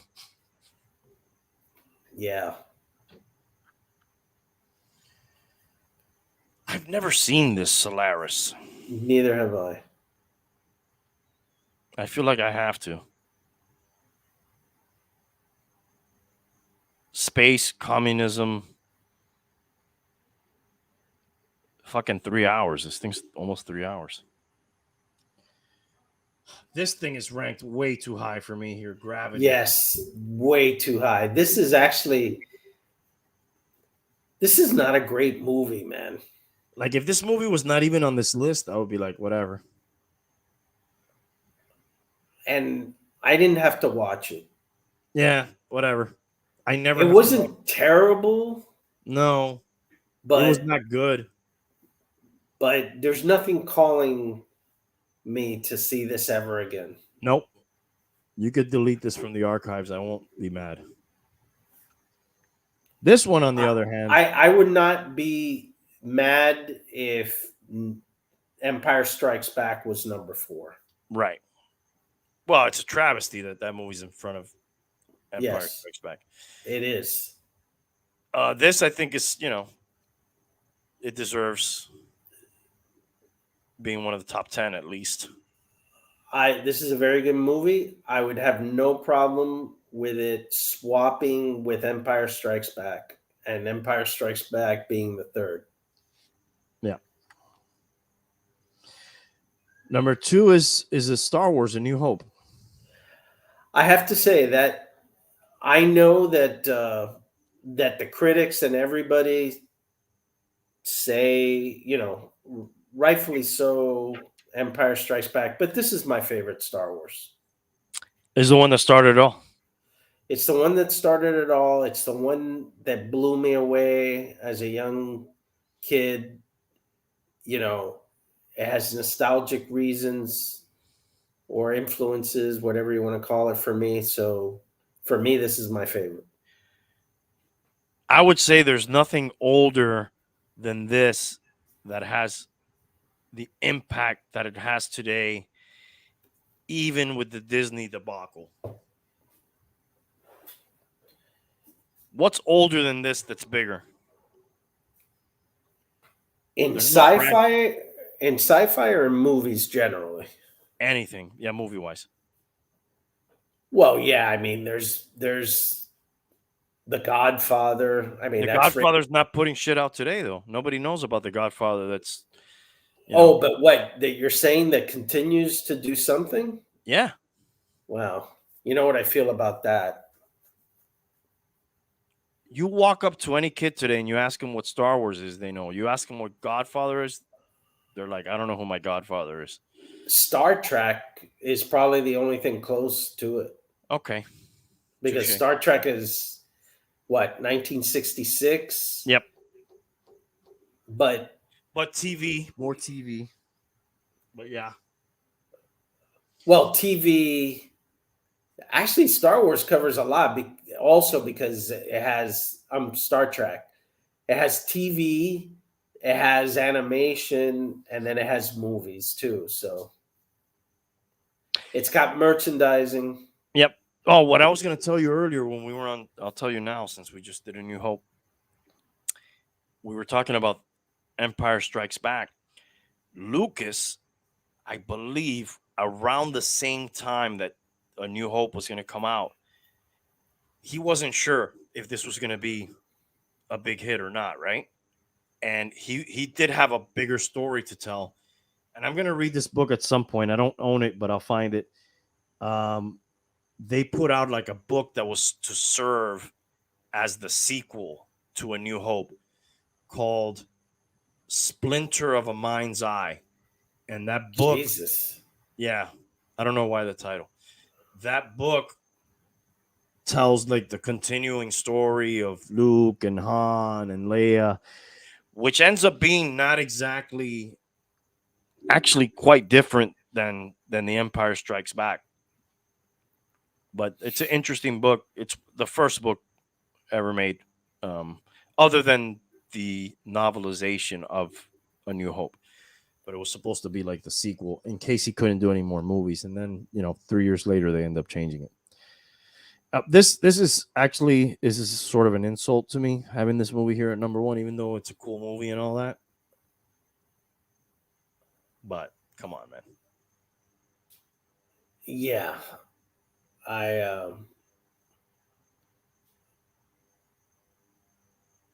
have a tough time with this. It says this is an insult to the genre. Yeah, I would say. I'm not gonna say anything more about it. It's a cool movie. Kids like it. I enjoyed watching it with my kids, but like, I can't take your list seriously, dude. Yeah, first of all, I would rip out any. I don't think I would have a problem putting the original trilogies 1, 2, and 3 Bluetooth pairing. On this list. Bluetooth. Yeah, pairing. and removing all references to anything, Last Jedi or any of that shit.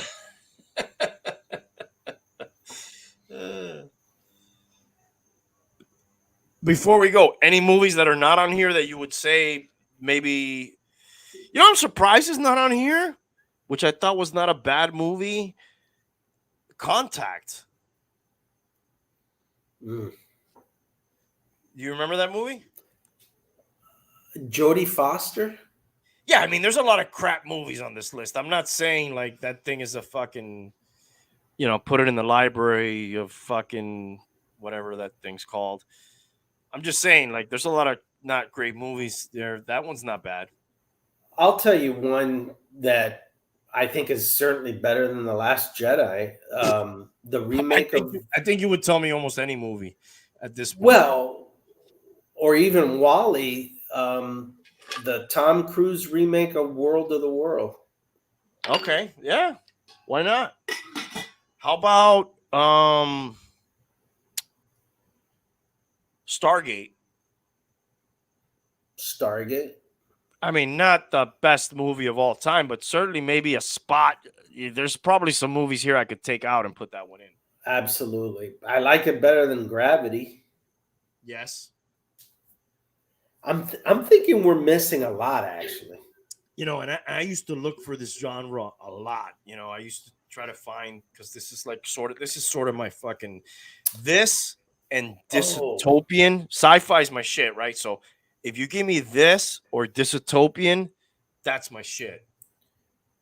You know what's another one that's kind of a cult classic? Mars Attacks? The one with Lawrence Fishburne and Sam Neill. Event Horizon. Okay. I wouldn't have been mad if you would have put that on here somewhere. Over Gravity? Yeah. Over The Last Jedi? Over Wall-E? There's a couple of other ones, dude. There's one. Is Event Horizon the one where they go into a room and they see the aliens and they kind of communicate with them? No. No. Event Horizon's more of a space horror movie. Okay. Yeah. What's the one I'm thinking about? I can't remember. What else could have been on that list? Oh, would you consider Ex Machina sci-fi? Oh, it's sci-fi, but I don't think it's a space movie. Remember, this is all space. I love that movie. I guess so. That would, like, sci-fi. I would have that up there. There's a whole thing on that movie where they think maybe the guy's a robot. Yes. The guy who they send in to do the test on, like to see if she realizes he's a robot or if he realizes he himself is a robot. I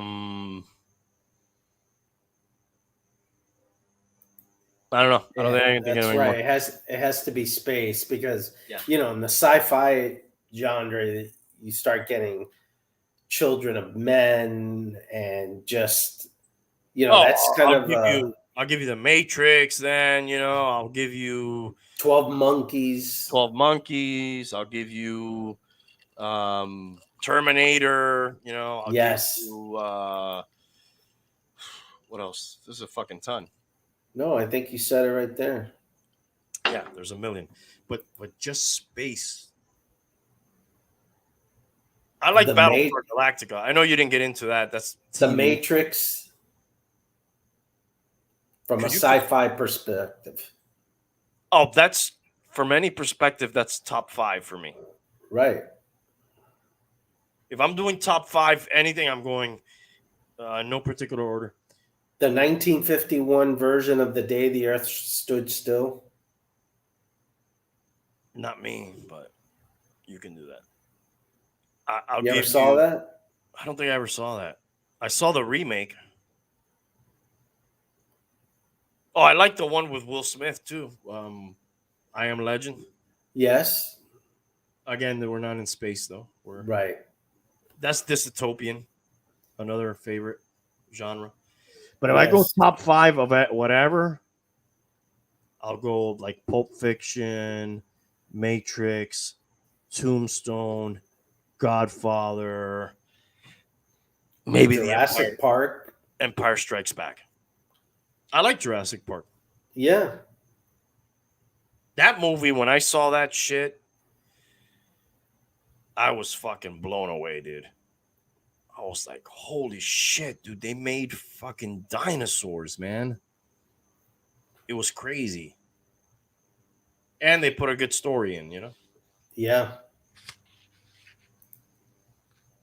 All right, Bum. Any parting movie thoughts before we get out of here? Yes. Any chance you could that guy Mark that you brought onto the show one time? Oh, Man, Mark Esper. It'd be really good to connect with that guy again and do a show about movies. Definitely. I reached out to him and he's willing to do it. The problem, and I think what the workaround could be where you don't do a live show because he's in the UK. Time difference. Yeah, there's a big time difference. So what we would have 4 hours, 6 hours ahead or something. Yeah, what we would have to do is maybe figure out a time, a theme, first of all, a time, and then maybe I guess it doesn't matter. They're pre-record. You can still do it live. That doesn't matter. But the time zone difference. So, like, let me look. The last time I talked to that guy, and he's a very super fucking knowledgeable. What was his name? Esper? That sounds right. Yeah, like right now it's 7:16 a.m. So it's 5 hours ahead. Yeah, so we would have to do it like in the daytime. Yeah. So it would have to be like a Saturday afternoon or Sunday afternoon, and we do it like a Saturday, like at 1 o'clock or something. Yeah, Saturday or Sunday, like at 1 o'clock would be the way to do it before football season starts. Yes. Well, that's why I said Saturday. I don't remember what the last time I talked to him. Do you remember what the name of his podcast was? Oh, that I don't remember. Yeah, I'd have to look it up. Well, what would be the theme? Well, last time we did like a bracket thing, right? Yeah, for March Madness. Maybe just top 5 in every genre of movie or something like that. top 5 genres. Or top 5 in each genre, you know, sci-fi, drama, Comedy. comedy, That genre gets kind of horror. kind of pushed to the side, right? It doesn't seem like they don't actively make quality horror and sci-fi movies, it seems. Oh, sci-fi they do, but not comedy, I don't think. I don't I mean not as it doesn't seem like at the same click that they used to. Well, nothing is, really. Right? Yeah, I have to watch myself if that's about me being old or Oh, wow. Yeah, I'm out of Yeah. fucking. Did you see everything all at once at the same time or whatever the fuck that was? Do you know I started to watch that one time that Mary was here and it didn't look like it was gonna we shut it off because it was late already at night and it didn't look like it was moving in a good direction. What does that mean? I mean, You're I like may have saw Manchester by the Sea. What the fuck? What can be worse?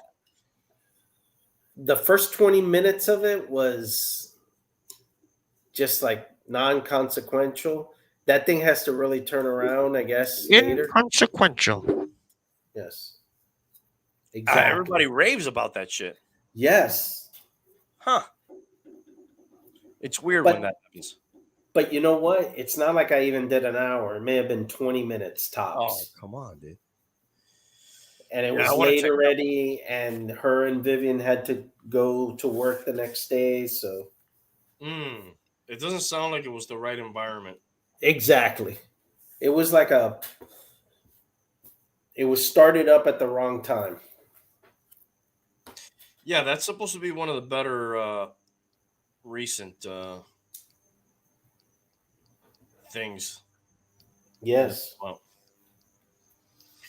all right. Well, yeah, maybe we do that. Like, hey, let's just go through the genres, and he could talk at us because that guy fucking knows his shit, man. Mark Esper. I'm gonna reach out to him, see if we can do it. All right, let's get the fuck out of here, bro.